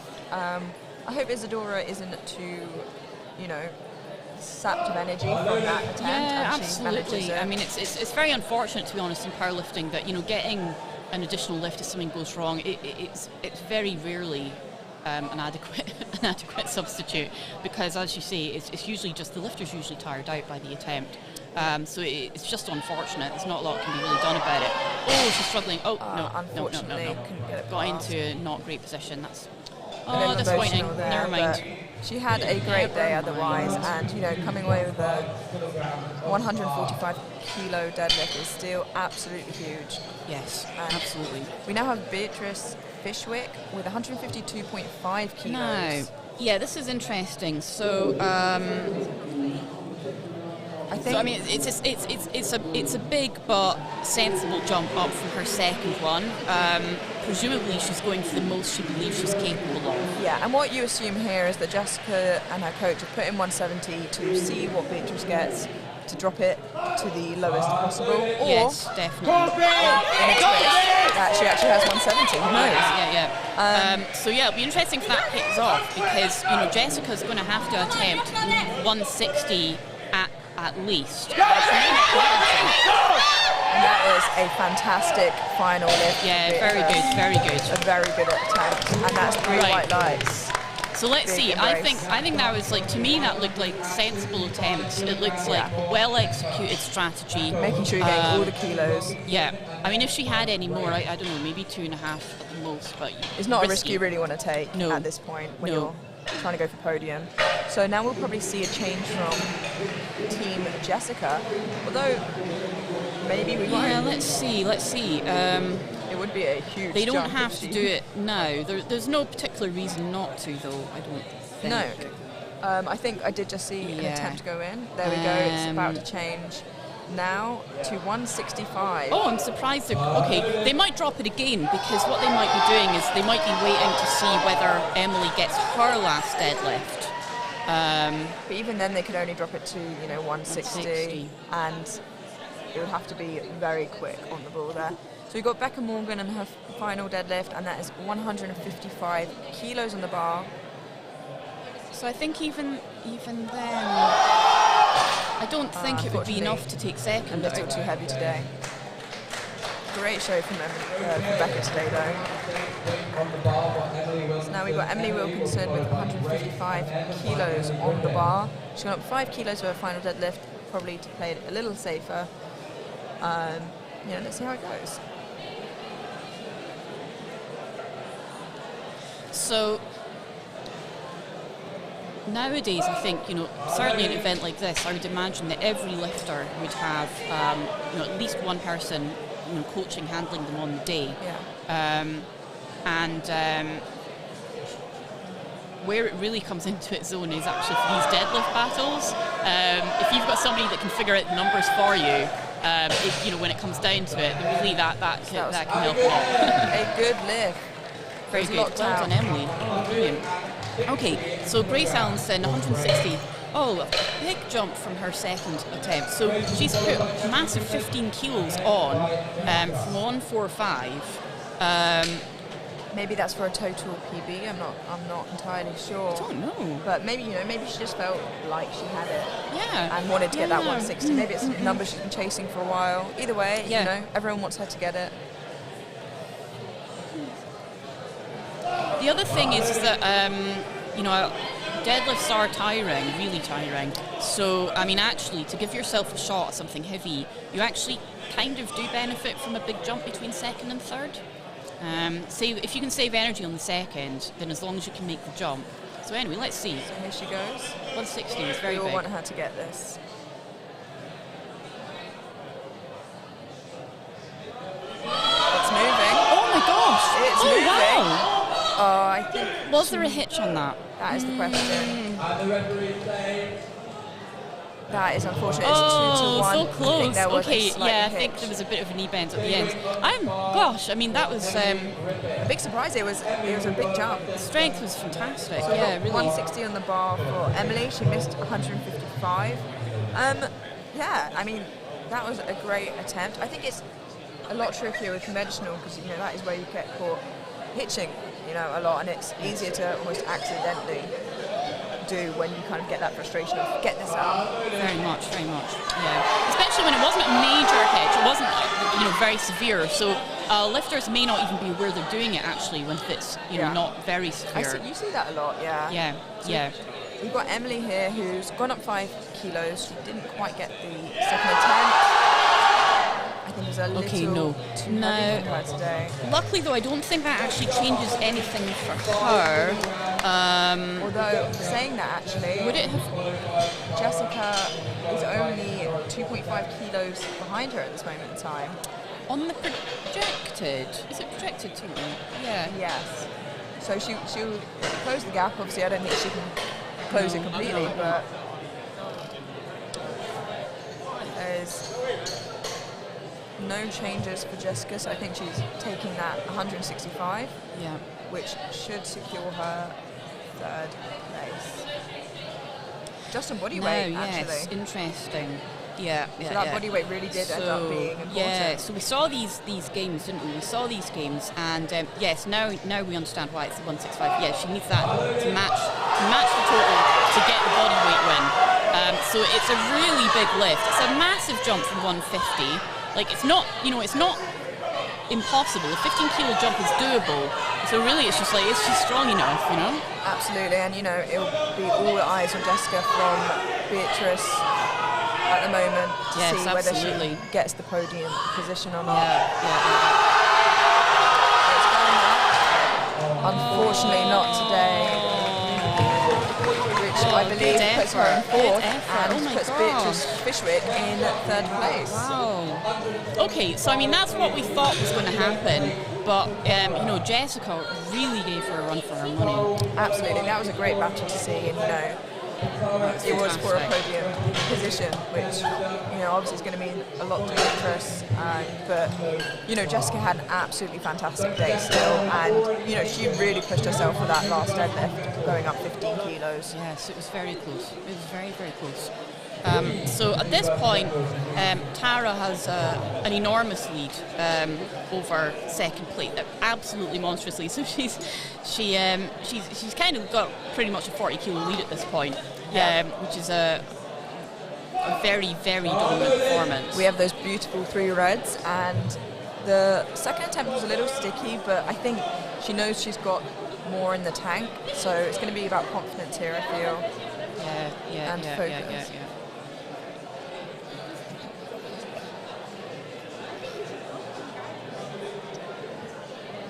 It's just getting set up. Not wasting any time, putting it off the floor. Is she able to knock it out? I think she was. Look good. Is that a good lift? That is. Brilliant. Quite light. Wow, absolutely phenomenal. And that's absolutely phenomenal. A 420 kilo. Yes. Oh my goodness. And now this is the 4th attempt lift for Isadora. Oh, I forgot about that. That was missed beforehand.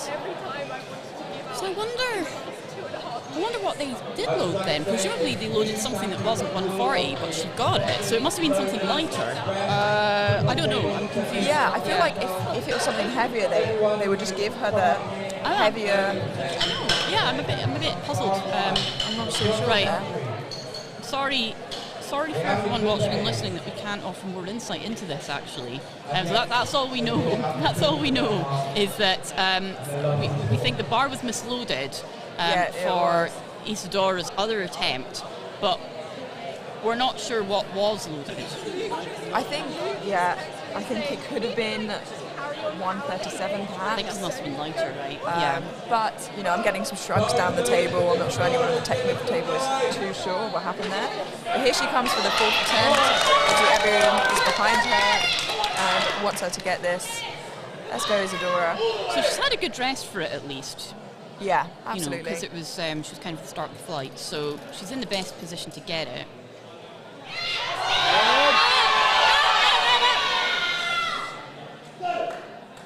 And she managed to move it to the top. Is it good? Oh, brilliant! Oh, lovely. And you really want to see that after you've kind of said I want to take that lift again. So really, really well done to Isadora. Yeah, and that brilliant. Concludes today of lifting, and what a way to finish. Absolutely, yep. So we've seen some university records fall. We've seen some, just a lot of very exciting performances, a lot of depth in the 63 kilo class, which is exciting for British powerlifting in general. Yeah, absolutely. And like we keep saying, the standard is ever going up, and it's so fantastic to see. Actually, there were 2 classes today that are absolutely packed, and it's nice to see, actually there are so many more people competing now from a younger age, and wow, some of the numbers we saw fly today were huge. But yeah, thank you for co-hosting the commentary with me. That was great. Yeah, thank you. It's been really good. And neither of us have lost our voices, so that's great. Yeah, absolutely. We look forward to a good weekend of lifting, and I hope you guys do too.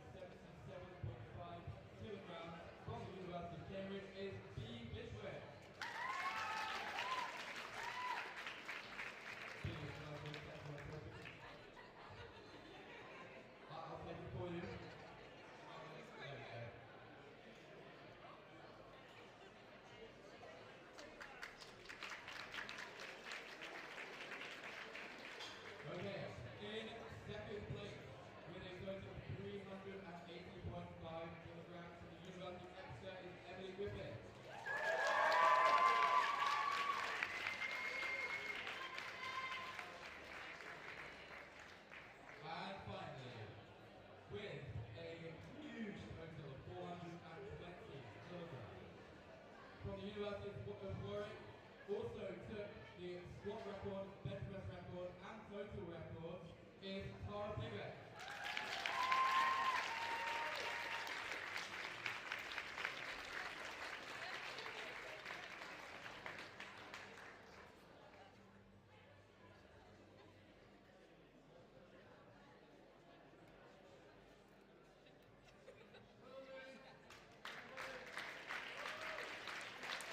Thank you very, very much to everyone who has got to take their time to help make this competition run as smoothly as it did. Please don't remind everyone to take any rubbish with you. If you want